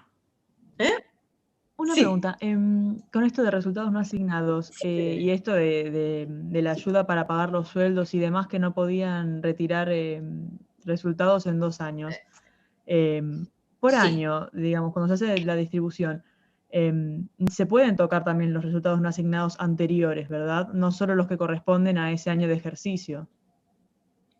Claro, sí, se pueden tomar todos, es decir, dentro de los resultados no asignados, vos tenés resultados que venían de ejercicios anteriores y que no se habían distribuido, y resultados de este ejercicio. Entonces, está muy buena tu pregunta, Selene, porque en la vida real, si yo hubiera tenido resultados no asignados de ejercicios anteriores, esos sí los podría distribuir. Lo que no puedo hacer cuando recibí el REPRO, el ATP o cualquiera de estos subsidios, es distribuir resultados que se hubieran generado en el último ejercicio. Pero si yo tenía resultados no asignados del 2018, del 2019, sí los podría distribuir. Muy buena tu aclaración. Bárbaro, porque me quedaba la duda de si en el 2022 o cuando pudieran cobrarlo, claro, podrían cobrarlo de los años anteriores que no cobraron en su momento. Que no cobraron en su momento, sí, también, seguro, ¿sí? Eso hay que analizar, digamos, en cada empresa, si les toca o están trabajando en un estudio contable, les toca, había que analizar, en cada empresa es un mundo distinto para esto, porque cada empresa tendría una situación previa diferente cuando empezó el COVID y cuando empezó toda esta situación, ¿no? Y bueno, pero muy buena tu explicación. Es que el saber esto me hizo preguntarme, porque yo tengo un conocido que no es familiar ni nada, pero es conocido de la familia y trabajaba en Burger, ¿no? Con trabajo de medio tiempo, 4 horas no se les pagaban, al mes, nada, 23, algo lo que sea, el salario que ellos les dan. Pero bueno, el año pasado, Sí. con todo esto de la pandemia, no estuvieron pagando bien, bueno, tuvieron esto del ATP o como se llame, esto de la ayuda para pagar los sueldos, y ahora, Sí. primero que les pagaron o la mitad o menos de lo que les correspondía por la ATP, y Ujú. ahora este año les exigen como devolverlo en cuotas, no sé cómo funciona eso, y no sabía si esto era, no sé, una medida para decir, bueno, como no pudimos cobrar los resultados, nos la cobramos con los empleados. Y me pareció raro que tuvieran que devolver el sueldo que les correspondía y que de hecho ni siquiera les Ah, pagaron bien. Me no, pareció mira, raro. no, no. A ver, ¿qué puede, lo que vos me decís, que el empleado tenga que el empleado en relación de dependencia tenga que devolver su Claro, lo sueldo? que le correspondía del ¿Sabés qué? ATP, algo así era. Bueno, ¿sabés qué puede llegar a ser, Selene? En realidad no debería ser eso, pero estoy interpretando a ver qué pudo haber pasado. En realidad, sí, o sea, suponte que tu amigo cobraba, vamos a hacer números redondos, 20.000 pesos. Entonces, ¿qué era la ATP? Que 10.000 pesos se lo pagaba el empleador, vamos a simplificarlo mucho, ¿no? 10.000 pesos se lo pagaba Burger King y 10.000 pesos se lo depositaba el ANSES directamente en la cuenta del empleado. O sea, el ATP es un subsidio que le daba el Estado a las empresas para alivianar un poco las pérdidas que tenían, para ayudarle a pagar los sueldos, pero no se lo daba a la empresa el dinero, se lo depositaba en la cuenta del empleado. Entonces, ¿qué pudo haber pasado? Yo me imagino que pudo haber pasado esto, porque si se lo hacen devolver a tu amigo o a un conocido, tiene que ser esto, Selene, mira. Las empresas tramitaban el ATP, ¿no? Entonces tramitaban el ATP, pero el ATP se iba pagando medio tarde, porque se diferían los plazos y qué sé yo. Entonces la empresa aplicaba para que le pagaran el ATP de agosto del año pasado, suponte. Entonces, en julio ya iba generando el pedido del ATP, lo digo porque tramité miles de ATP, cientos de ATPs el año pasado, entonces sé cómo funcionaba. Entonces, la empresa en julio iba tramitando para obtener el ATP de agosto. Pero el ANSES se demoraba, entonces el ATP que correspondía a julio, el ANSES se lo pagaba al empleado recién, se lo depositaba en la cuenta, recién el 20 de agosto. Entonces, ¿qué pasaba? A ver, yo estoy inventando la solución de Burger King, pero me imagino que sería esto. Entonces, la empresa, como te tiene que pagar el sueldo de julio a lo sumo 4 días hábiles después de cerrado el mes, o sea, si el mes de julio cierra el 31, depende de cómo caiga el almanaque, te iba a tener que pagar el sueldo a lo sumo, el sueldo de julio, entre el 4, 5, 6 de agosto como mucho. Depende de los feriados que hubiera en el medio. Entonces, ¿qué pasa? Burger King tenía que pagarle el sueldo a tu amigo. El ATP se demoraba. Entonces, a Burger King le pagaba los 20.000 pesos a tu amigo, pero después tu amigo recibía 15 días más tarde 10.000 pesos más. Entonces, ¿qué pasa? Las empresas se volvían monas aparte que terminaba un ATP y empezaba el otro, y empezaba el otro. Entonces, esto fue una cadena de locura. Entonces, ¿qué pasa? Por ahí tu amigo Burger King ya le había pagado el total del sueldo, pero después el ANSES le depositaba 10.000 pesos más. Entonces, en realidad, tu amigo tendría que devolverle esos 10.000 pesos a la empresa porque las empresas ya se los había adelantado. Esto es lo que yo puedo inferir, porque no creo que una empresa como esa se juegue a hacer manganetas con los sueldos de los empleados. No me lo imagino. Es lo que te puedo decir, que puedo inferir desde acá, porque había esos desfasajes en el pagar los ATP más tarde de lo que vos le tenías la obligación de pagarle el sueldo al empleado. Entonces, bueno, pero no puedo hablar porque no estoy adentro de la empresa y no puedo saber cómo eran los números. Pero puede haber sucedido eso, Selene. Ah, bueno, en ese caso se entendería. Lo que había parecido raro era que en realidad les pagaban menos. Por ejemplo, en caso de pagarle tarde, bueno, lo del ATP llegaba tarde, bueno, les pagabas los 10.000 después, pero eran solo los 10.000, ¿no? Había meses donde no cobraban, meses en los que cobraban solo lo del ATP. Y una cosa medio rara, igual no conozco los detalles, por lo tanto no puedo decir ni una cosa ni la otra, pero sí me acuerdo que habían hecho un grupo, todos los empleados de esa sucursal, de esa franquicia, para denunciarlos, porque había sido un caso muy particular, esa franquicia en particular.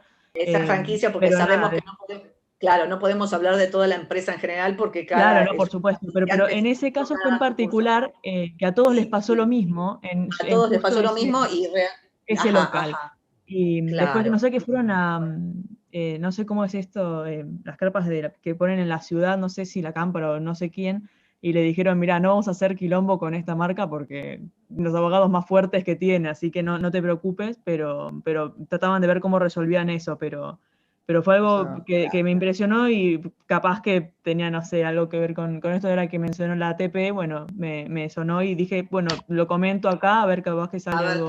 Claro, no, obviamente no conozco el caso de esa franquicia, de esa marca, ¿no es cierto? Y ese empleador en particular, que, ojo, si hubo mucho ruido, puede ser que haya habido problemas, pero a veces, bueno, esto puede haber sido y puede ser un caso general, y bueno, habrá que ver que terminen negociando con la empresa para que les paguen como corresponda, ¿no es cierto? Pero a veces también, cuando los pagos son así atomizados, la gente se marea y no sabe ni si le están pagando el sueldo de ahora o el del anterior. A veces pasa, ¿no? A veces me pasa a mí, yo lo digo de buena fe, o sea, puede haber buena fe de cualquiera de los dos lados. Sí, todo, obviamente. Además, yo tampoco conozco bien el caso este particular, lo escuché por eso, y lo comento acá decimos para la ver si empresa. sale algo útil, ¿no? Para acotar. Claro, sí, por supuesto, pero a veces los empleados también se mareaban, porque claro, cobraban algo, después, o sea, yo hablo por los empleadores que yo atiendo, ¿no? Que en general son toda buena gente, y gente de bien, y que es más, le paga de más a los empleados. No tengo ningún empleador que sea un explotador y que les pague, no, todo lo contrario, les pagan de más. Es más, tengo gente que hace 1 año y 2 meses que sus empleados no van a trabajar y les siguen pagando el sueldo religiosamente como si fueran, ¿no? Así que, la verdad, un esfuerzo tremendo de parte de los empleadores. Pero a veces los empleados, cuando cobraban esto atomizado, mira, te pago los 10.000, después, como el ANSES no te pagó los otros 10.000, te los pago yo, después el ANSES te los paga, entonces al mes siguiente te lo tengo que descontar, porque ya te lo cobraste por adelantado antes. Y como eso era una bola que se seguía incrementando como una bola de nieve, quizás en algún momento puede haber una confusión que por ahí está todo bien si hacemos un eje de tiempo, si ponemos todos los sueldos cobrados y las partecitas cobradas a lo largo del plazo, ¿no? Pero bueno, puede haber un error, no digo que no, pero bueno, todo es posible en esta viña del Señor. Bien, bueno, entonces vamos a ir al ejercicio 1 de patrimonio neto, y vamos a ver qué dice el enunciado, ¿sí? Entonces para resolverlo, vamos a abrir unas poquitas T de mayores. En este caso, yo les diría que, yo voy haciendo el ejercicio, vamos viendo las T de mayores, y después sí vemos en el PowerPoint cómo va quedando, pero ustedes abran algunas T de mayores. Entonces, pueden abrir una T de mayores que se llame acciones en circulación, ahora voy a explicar qué es esto, y otra que se llame acciones a emitir. Si quieren, esas dos juntitas les ponen como una llavecita, un globo, algo que las englobe, y todas esas dos cuentas representan el capital. Ahora voy a decir por qué las llamamos, como la atomizamos en dos, a qué efectos nada más. Bien. Después vamos a abrir otra T de mayores que sea reserva legal, otra que sea reserva facultativa, otra que sea resultados no asignados o acumulados, una cuenta de pasivo, dividendos en efectivo a pagar, como para complementar el ejercicio, y una cuenta de activo que es caja. Y a caja le vamos a poner un saldo inicial deudor de 10.000 para poder seguir con el ejercicio. Es decir, la idea es ver solamente hoy un compartimento estanco en las cuentas de patrimonio neto, pero en este ejercicio que estamos haciendo, en algún asiento interviene caja, que es de activo, e interviene dividendos a pagar, que es de pasivo. Bueno, vamos a ir al enunciado, y ustedes van a ir llenando los saldos iniciales de esas T. El enunciado dice: la sociedad de orientación, sociedad anónima, presenta al 31 de mayo del X6, o sea, fecha de cierre 31 de mayo, el siguiente patrimonio neto. Entonces dice, el capital social está formado por acciones en circulación 10.000 y acciones a emitir 4.000. Ahora les explico, ¿eh? Bien. Ganancias reservadas. Dentro de las ganancias reservadas, ¿qué tenemos? La reserva legal, 500, y la reserva facultativa, 3.000 pesos. Todo esto se pone en el haber, ¿no? Porque son cuentas de patrimonio neto. Pero que nadie se me haya equivocado y me lo haya puesto en el mayor, en el debe. Todo en el haber porque es patrimonio neto. Muy bien. Y resultados acumulados, venían 2.000 desde el inicio, 2.000 ya venían del ejercicio anterior, y en este ejercicio surgieron 4.000. O sea que en resultados acumulados, después pongan 2.000 en el haber y después 4.000 en el haber. Los vamos a separar a efectos de algún cálculo que tengamos que hacer, ¿sí? Muy bien. Entonces el total del patrimonio neto, no importa, da 23.500, bueno, no importa, tenemos las cuentas por separado. Vamos a ver lo siguiente. ¿Qué pasó? Y esperen que vamos a habilitar el Power. En principio, todas las cuentas de patrimonio neto tienen saldo acreedor, ¿no es cierto? Excepto el caso de que resultados no asignados tenga pérdidas acumuladas anteriores y entonces los pondríamos en el debe, ¿sí? Pero en general, las cuentas de patrimonio neto todas tienen saldo acreedor, las ponemos todas en el haber, y en este caso tenía saldo acreedor en resultados no asignados de 6.000, ¿sí? Pero puede existir un ejercicio que hagamos donde tenía pérdidas acumuladas al inicio. Entonces ahí sí lo pondría en el debe. Yo lo aclaré por las dudas. Bueno, entonces tenemos esto. Vamos a lo que decide la Asamblea. ¿Qué decide la Asamblea el 20 de septiembre del X6? Porque fíjense, el ejercicio cerraba 31 de mayo. Entonces la Asamblea, ¿cuándo se reunió? Casi 4 meses más tarde, ¿sí? El 20 de septiembre. Se reúne la Asamblea de Accionistas y decide distribuir las unidades de la siguiente forma. Entonces, por un lado, va a mandar a dividendos en efectivo 2.000 pesos, ¿sí? Y a dividendos en acciones 2.000. Ahora vamos a explicar uno por uno, ¿sí? Y a reserva legal el 5% de la utilidad del ejercicio, ¿sí? Bueno, vamos a ir de a poco. Además, dice, determina la desafectación, pero eso lo vamos a ver después. Pero bueno, vamos con el primero. Manda a dividendos en efectivo a pagar 2.000. Entonces, ¿qué asiento hago? De los resultados no asignados o acumulados que teníamos, que eran en total 6.000 pesos, 2.000 más 4.000, ¿sí? Entonces, si no me siguen o hay algún problema, me dicen. De 6.000 pesos de resultados no asignados, mando 2.000 a dividendos en efectivo a pagar. Entonces hago resultados no asignados, que la pongo en el debe, por lo tanto bajan los resultados no asignados 2.000 pesos, y mando a dividendos en efectivo a pagar, por ahora pasivo, después lo voy a pagar, 2.000 pesos. ¿Hasta ahora se entiende bien? Bueno, ustedes cualquier cosita me dicen, o mi amiga Sofi me avisa si hay algo en el chat. Buenísimo. Vamos al siguiente, que dice dividendos en acciones.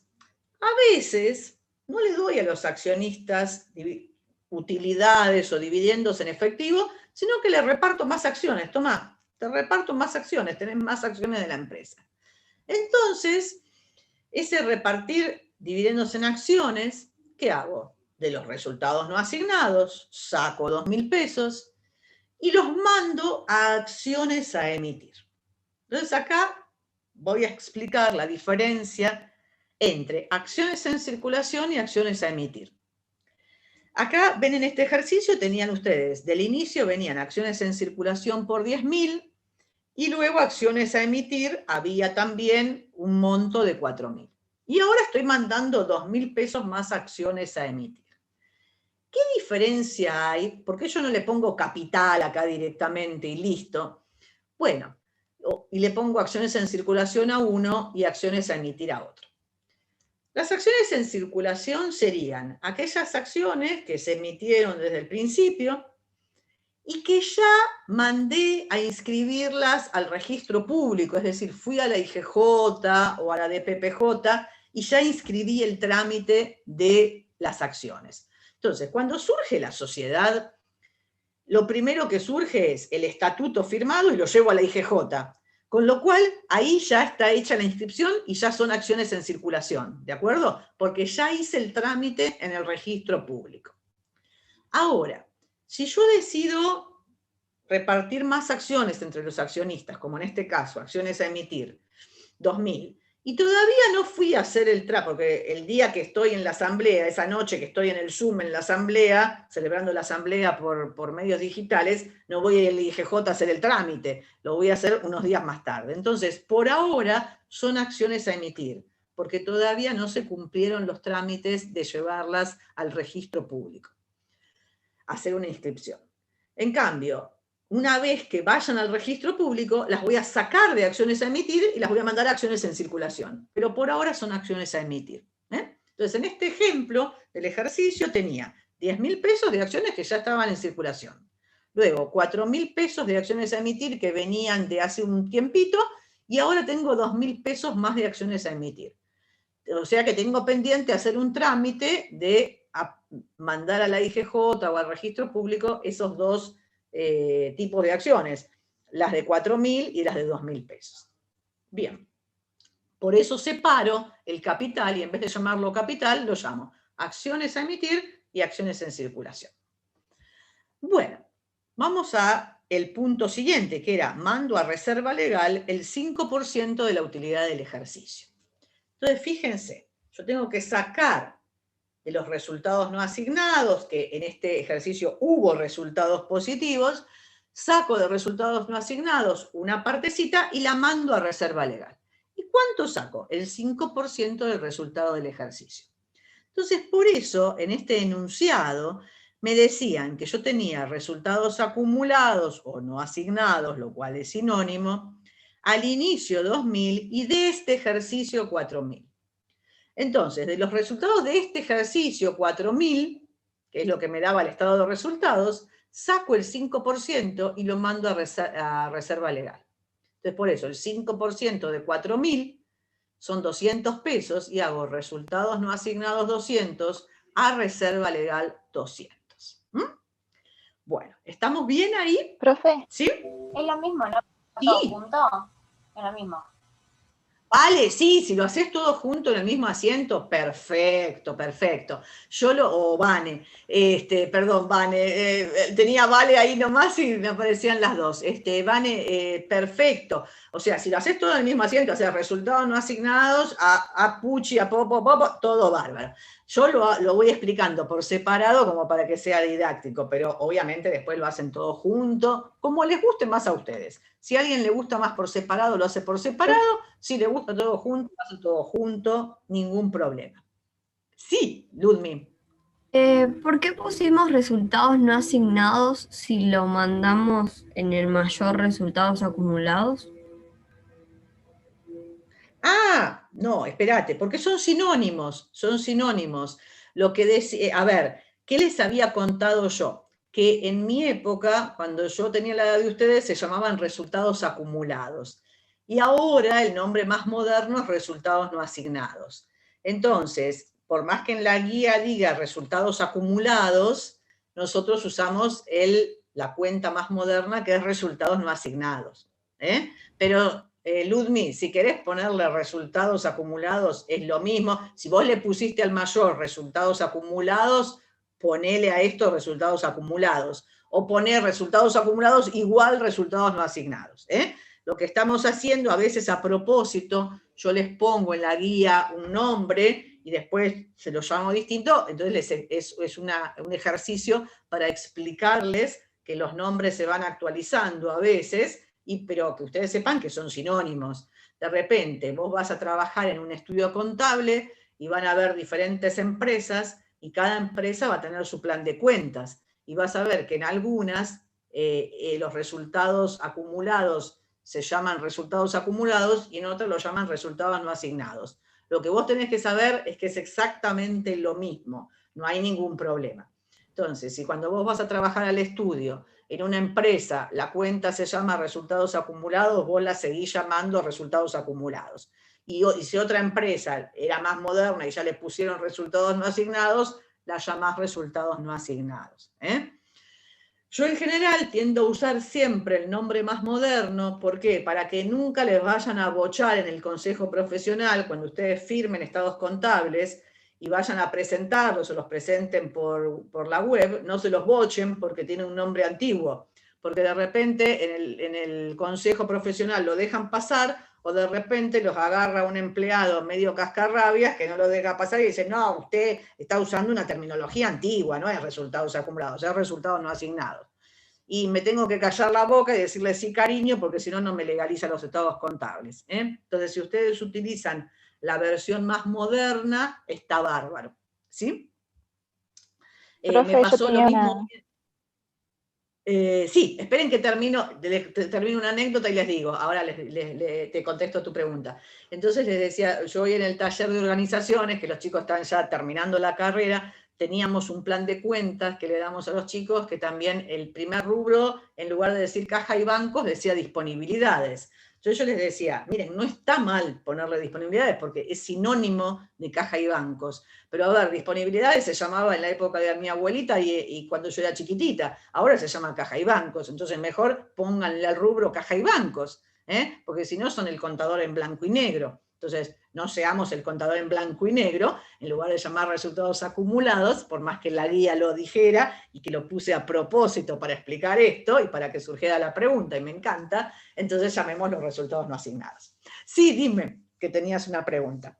Sí, no entiendo por qué se hizo el 5% sobre los 4.000 y no sobre los 6.000.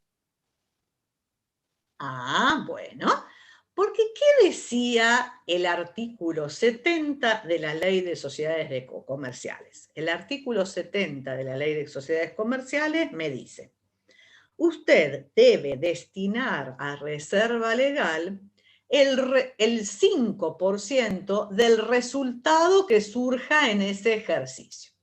Entonces, vos fijate, muy bien tu pregunta. Cuando vos tenés los resultados acumulados o no asignados en ese enunciado, te los separaban en dos. Los resultados no asignados que venían desde el inicio, que eran 2.000 pesos, y los resultados de este ejercicio, que eran 4.000 pesos. Entonces vos imaginate esto, acá estamos viendo como un compartimento estanco el patrimonio neto. Pero si hiciéramos un ejercicio integral, ¿no? Donde vos estás en la vida real y tenés un estado de resultados. Y el resultado del ejercicio, del estado de resultados, de ese ejercicio, es 4.000. Entonces te dicen, usted tiene que calcular el 5% del resultado de ese ejercicio, no de los ejercicios anteriores, sino de ese ejercicio. Entonces, por eso en este ejercicio 1 de la guía, dice resultados acumulados que venían desde el inicio y resultados de este ejercicio. Por eso lo separó en dos partecitas. Entonces, por eso, el 2.000 venían del ejercicio pasado. Vos tenés que calcular la reserva legal, no sobre todos los resultados acumulados de todos los años anteriores. Tenés que calcularlo sobre el resultado de este ejercicio. Y el resultado de este ejercicio fue 4.000 pesos.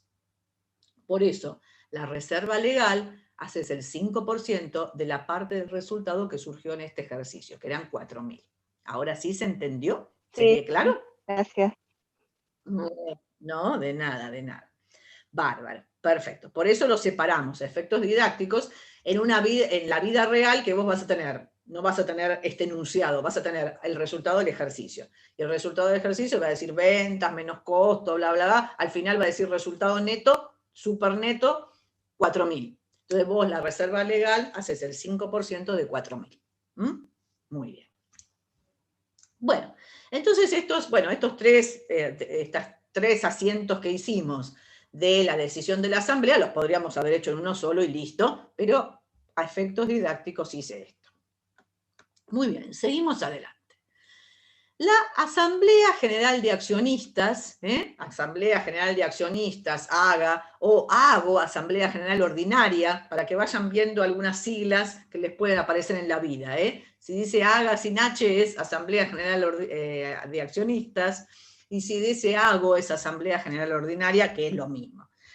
Bueno, entonces la Asamblea, ¿qué decidió? Vamos a ver entonces el siguiente punto del enunciado. ¿Qué dice? Además, determina la desafectación de la reserva facultativa que estaba destinada a adquirir maquinarias por considerar el mercado poco propicio para la inversión. Supongamos que estamos en esta época y nosotros teníamos de antes, en esta época de COVID, digo, y teníamos de antes en la empresa una reserva para reponer las maquinarias o para comprar maquinarias nuevas.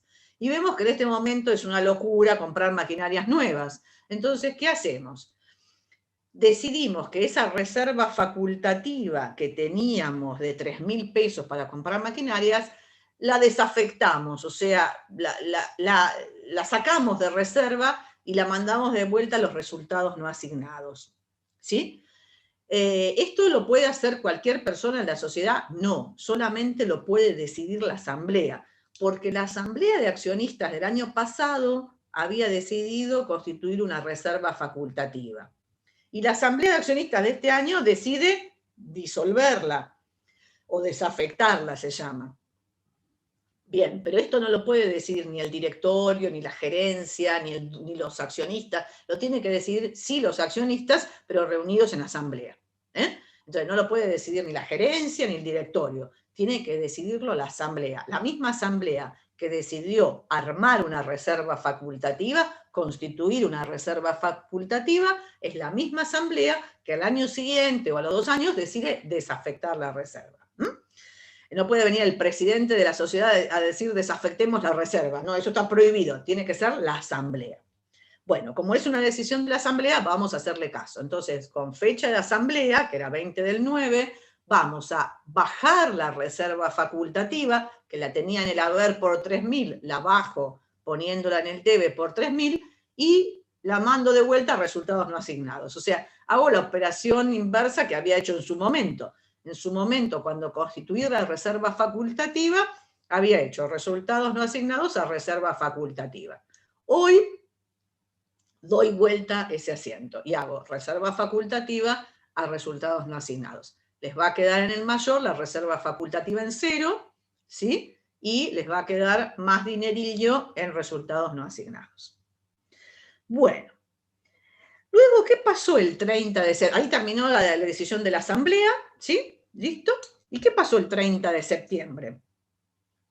Se abonaron los dividendos en efectivo. Entonces, el 30 de septiembre, esa noche en la asamblea, decidieron distribuir dividendos, pero no llevaron la plata en ese momento. 10 días más tarde lo distribuyen. Entonces acá viene, 30 de septiembre, la sociedad paga los dividendos en efectivo a los accionistas. Entonces, ¿qué hacemos? Dividendos en efectivo a pagar, 2.000, cancelamos el pasivo, a caja o a banco, 2.000 pesos. Muy bien.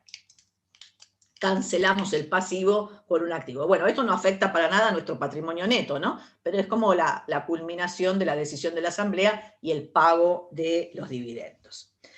¿Qué pasa el 30 de noviembre? El 30 de noviembre nos dice, se completaron los trámites legales relacionados con la emisión de acciones. Entonces, ¿qué pasa? ¿Se acuerdan esas acciones que teníamos en acciones a emitir? Que teníamos por un lado 4.000 pesos que ya venían de antes, más 2.000 pesos que nosotros generamos ahora.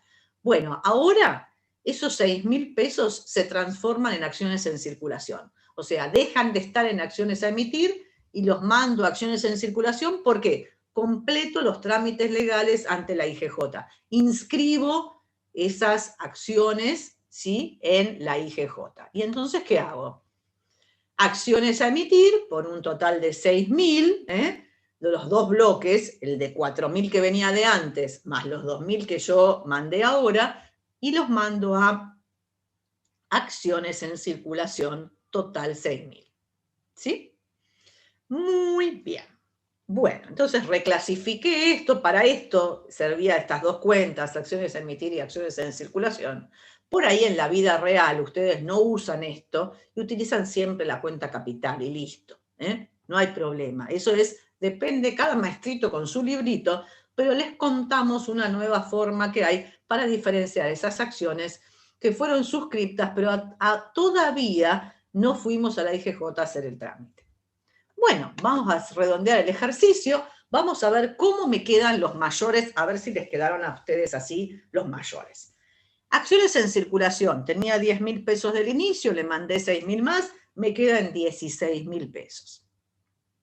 Y las acciones a emitir me quedan en 0, ¿por qué? Tenía 4.000 que venían desde el inicio, más 2.000 de la decisión de la asamblea, y cuando las fui inscribir en la IGJ, las saco a las 6.000 de acá y las mando a acciones en circulación. Entonces, acciones a emitir al cierre de este ejercicio me quedan en 0, ¿sí? Y las acciones en circulación, 16.000. ¿Hasta acá vamos bien, chicos? Sí.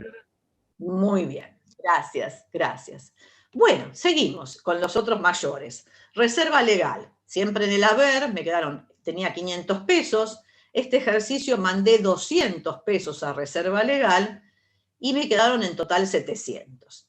Vamos a ver si llegamos, porque yo mandé ese dinero a reserva legal, pero no hice la cuenta del tope del 20% del capital. ¿Se acuerdan que había que hacer la cuenta? Entonces, bueno, ahora que terminamos y tenemos el mayor, nos quedaron 700 pesos en reserva legal. Venían 500 de antes y le mandamos ahora el 5% del resultado de este ejercicio, o sea que son 200 pesos más, me quedan 700. Me fijo si llegué al 20% del tope del capital. ¿El capital cuánto es ahora? Me voy a la filmina anterior. El capital es 16.000, ¿no es cierto? Acá está, acciones en circulación, el capital actual, total. 16.000, bárbaro, Laura, perfecto. Y 16.000 por el 20% serían 3.200, ¿digo bien? Sí. Tendría que llegar hasta 3.200 en la reserva legal. ¿Y cuánto tengo? Tengo 700. Me queda tiempo. O sea, el ejercicio siguiente voy a tener que seguir constituyendo reserva legal hasta llegar al 20% del capital. Si el capital no se me mueve de estos 16.000, tengo que llegar algún día hasta 3.200. Muy bien. Bueno, y la reserva facultativa, el mayor de la reserva facultativa, bueno, venía constituida por 3.000, le sacamos los 3.000, las desafectamos y me quedó en 0. ¿Sí? Bárbaro. Y con respecto a las otras cuentas, resultados no asignados, ¿cómo quedó? Teníamos 6.000 pesos desde el inicio, los resultados acumulados no asignados. Teníamos 6.000 porque eran 2.000 más 4.000, 6.000 venían del inicio. Después les restamos 2.000 de los dividendos en efectivo, 2.000 de los dividendos en acciones, 200 que los habíamos mandado a reserva legal, y 3.000 le sumamos porque habíamos desafectado la reserva. Entonces, si sumamos acá 9.000 menos 4.200, me queda 4.800 el saldo de resultados no asignados de este ejercicio, que va a pasar al ejercicio siguiente, como resultados no asignados al inicio. Bueno, después de las cuentas de pasivo y de activo, dividendos a pagar, tenía 2.000, pero los pagué, así que me queda nada por dividendos a pagar, y en caja tenía un saldo inicial de 10.000, gastamos 2.000 pesos porque le pagamos a los accionistas, y entonces nos quedaron 8.000 pesos en caja. ¿A ustedes les daban los mayores así? ¿Están bien hechos? ¿Les daban bien estos mismos resultados? Muy bien. Bueno, ¿se animan a seguir a bingo y hacemos el primer estado de evolución del patrimonio neto de este ejercicio número 1? Vamos que podemos, vamos sistemas contables Braidot, podemos. Buenísimo, se puede. Entonces vamos.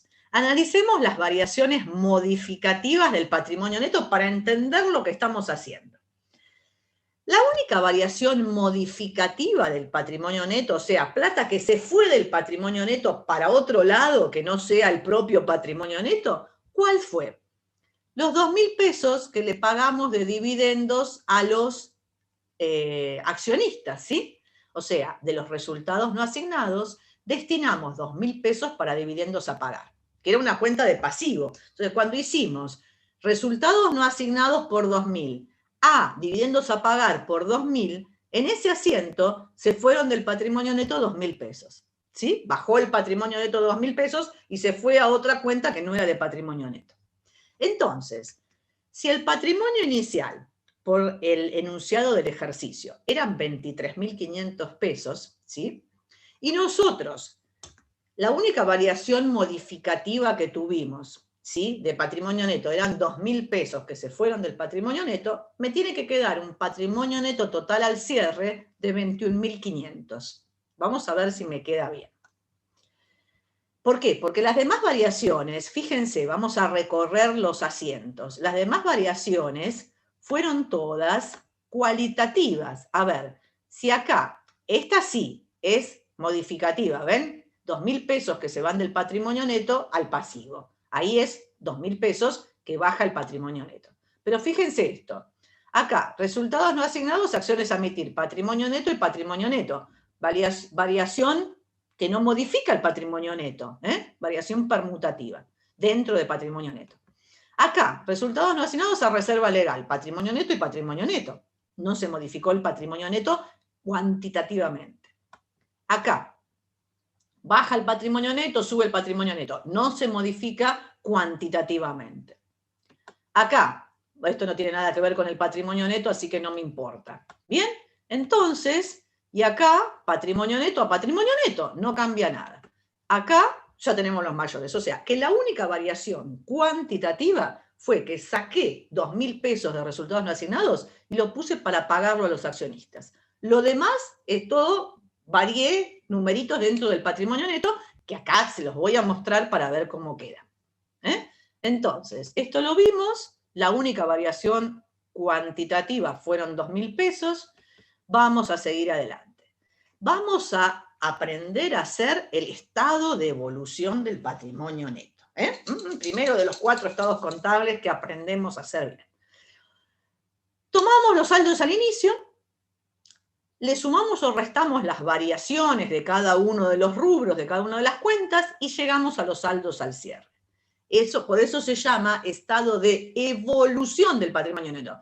¿Cómo evolucionó el patrimonio neto? Desde el primer día, lo voy a poner así en forma vertical, porque los saldos al inicio los ponemos arriba, todo lo que pasó durante el ejercicio, y abajo vamos a poner los saldos que me quedaron al cierre.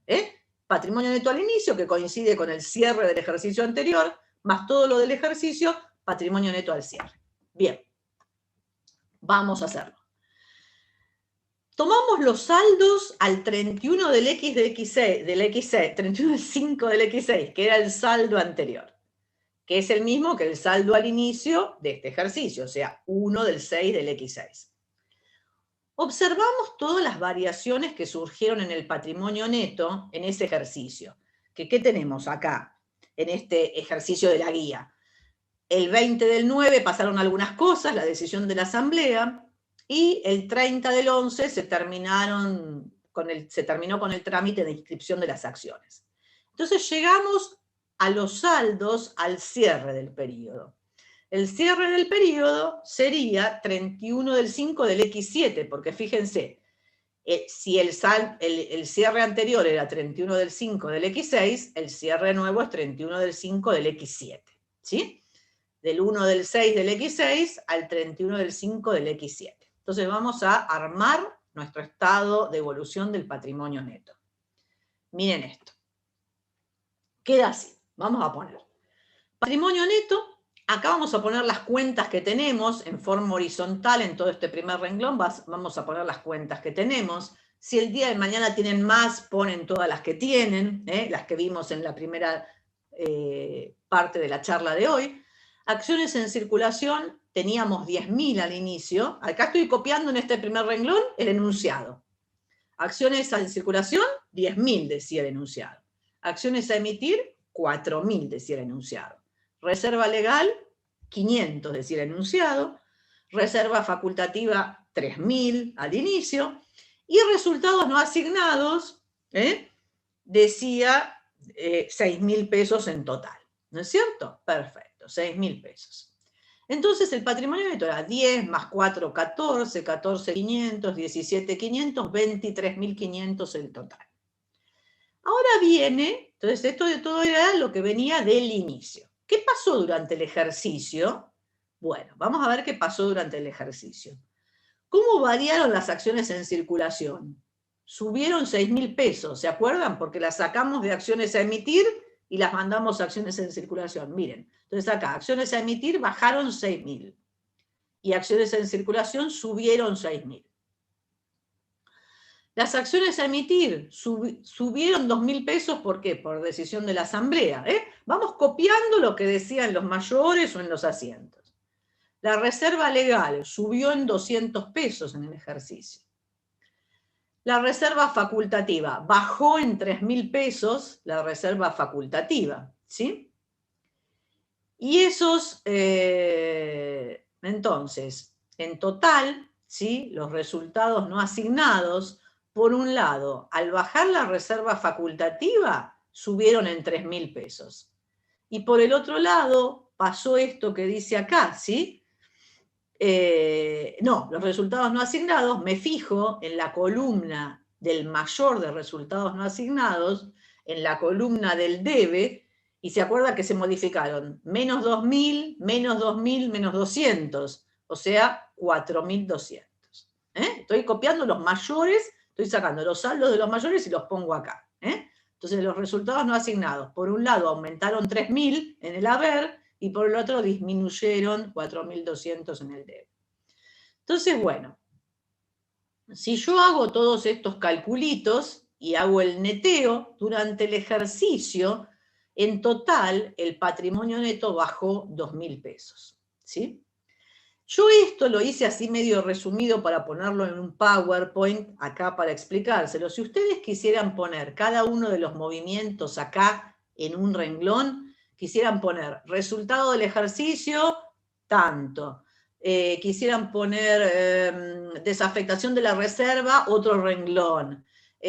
Pago de dividendos, otro renglón. Podrían poner acá 5 o 6 renglones, que fue lo que pasó. Yo se los puse todos juntitos, pero en la vida real pueden poner renglones distintos. Yo se los muestro de una manera, en otro ejercicio se los muestro de otra, para que vayan viendo y eligiendo la forma que a ustedes les gusta. Normalmente acá ponemos más renglones y por cada operación armamos un renglón. Pero como a ustedes les surja mejor. Bueno, y así llegamos al cierre. Sumamos verticalmente. Cierre. Patrimonio en el inicio, acciones en circulación. Al inicio 10.000, más 6.000, 16.000. Acciones a emitir, 4.000, más 2.000, menos 6.000, me quedaban 0, ¿se acuerdan? Coincide con el mayor de acciones a emitir este resultado, obviamente. Este renglón último. La reserva legal tenía 500 pesos, le sumé 200, quedó en 700, tal como el mayor. La reserva facultativa eran 3.000 pesos, la desafecté, me quedó en 0. Y los resultados no asignados, bueno, tuvo sumas y restas, quedaron en 4.800, igual que mi mayor de resultados no asignados. Entonces ahora puedo sumar verticalmente, la suma algebraica, 23.500 menos 2.000 queda 21.500, o sumar en forma horizontal este cuadro de doble entrada, 16.000 más 700, 16.700 más 4.800 me da 21.500. Este estado de evolución del patrimonio neto, horizontalmente o verticalmente, en su última columna, me tiene que coincidir. Y fíjense que acá armamos un estado de evolución del patrimonio neto, como podría ser el de cualquier empresa, en un ejercicio económico, ¿sí? Podría tener acá algunas cuentas, en otro momento, en otro ejercicio lo vamos a ver, puedo tener un aporte irrevocable, una prima de emisión, una reserva estatutaria, pero mucho más no me va a cambiar el estado de evolución del patrimonio neto. Bueno, me parece que como primer clase de patrimonio neto vimos todos los conceptos que podía llegar a tener, vimos un ejercicio completo donde armamos el cuadro final, que es uno de los 4 estados contables básicos, así que ya aprendieron a hacer, si ustedes tuvieran que en el estudio contable donde fueran a trabajar o en una empresa cerrar estados contables, ya saben hacer el estado de evolución del patrimonio neto, No es mucho más complejo en la vida real, les juro, a no ser que sea una empresa muy grande, si no, no es mucho más complejo. Y el 96% de ustedes va a terminar trabajando en pymes, porque si las empresas del país son el 96% pymes, obviamente el 96% de ustedes más o menos va a terminar trabajando en pequeñas y medianas empresas y solo un 4% va a trabajar en empresas grandes. Así que mucho más complejo que esto no va a poder ser un estado de evolución del patrimonio neto de una pyme. Y aprendieron esto, ya saben hacer el cuadro de bienes de uso, ¿de acuerdo? Ya saben hacer el anexo de costo de mercaderías vendidas, porque es existencia inicial más compras menos existencia final, Si tuvieran que hacer un anexo de bienes intangibles, porque tienen marcas, patentes, qué sé yo, lo hacen igual que el cuadro de bienes de uso, valor de origen, amortización acumulada, valor residual, es lo mismo. Así que ya saben un montón. Esto es para que, fuerza, sistemas contables, Braidot, adelante. Bueno, chicos, espero haber sido clara con esto. Después vamos a hacer, tenemos 4 ejercicios más para hacer en otra oportunidad. Así que, bueno, así dejo de compartir pantallita. Por mí terminamos, pero si tienen alguna duda, los escucho con mucho gusto. En el chat no hay nada nuevo. En el chat no hay nada nuevo. Ay, muchas gracias, Sofi, mil gracias. Bueno, Sofi, ¿alguna cosa más que les querramos decir a los chicos de este ejercicio o algo que vos hayas notado que me olvidé de explicarles de esto? No, lo único que les pueda ayudar. parece re feo el tema y re difícil, pero no, cuando lo vas haciendo le vas sacando la mano. Y no es complejo, porque los nombres asustan un poco. Claro, porque lo que yo siempre les digo es que el patrimonio neto para mucha gente es un cuco, ¿por qué? A ver, muchos profesores lo dejan para el final y después lo dan corriendo un día porque no llegan. Entonces parece que fuera una cosa rarísima y no es algo, es divertido. A mí me encanta. Les juro que a mí armar el patrimonio neto es lo que más me gusta de los estados contables. Parece mentira, ¿no? Pero es a mí me gustó porque terminás de entender todos los temas. Es como que le das el broche a todo lo que iba quedando, que se iba a explicar después, y le das el broche. Ahí está, claro, porque por ahí era un ejercicio de los que hicimos la primera semana de clases, que era, no sé, resultados no asignados en horarios directores y síndicos a pagar. En ese momento vos decías, ¿pero qué es esto? ¿De dónde salió? Parece que uno lo hace mecánicamente. Y cuando vamos entendiendo la vida de la empresa y vemos el cierre total, o sea que toda la vida de la empresa queda demostrada en el patrimonio neto, ¿no? Porque en definitiva, ¿qué es una empresa? Es sus activos menos sus pasivos, o sea, la empresa es su patrimonio neto. Entonces, cuando ves el patrimonio neto desmenuzadito, se va entendiendo y van cerrando, como dice Sofi muy bien, en la mente del futuro contador, los conceptos. Espero que siga siendo así, después vamos a hacer ejercicios un poquito más complejos que esto, no se preocupen, los vamos a hacer juntos, los hacen conmigo, así tenemos tiempo, y bueno, seguimos a bingo, chicos. Bueno, nos vemos entonces, buen fin de semana para todos, cuídense mucho. Gracias, profe, buen fin de semana. Padre, muchas gracias. Sí, cuídense. Cuídense todos. Si en Morena tuvieran un hijo, para que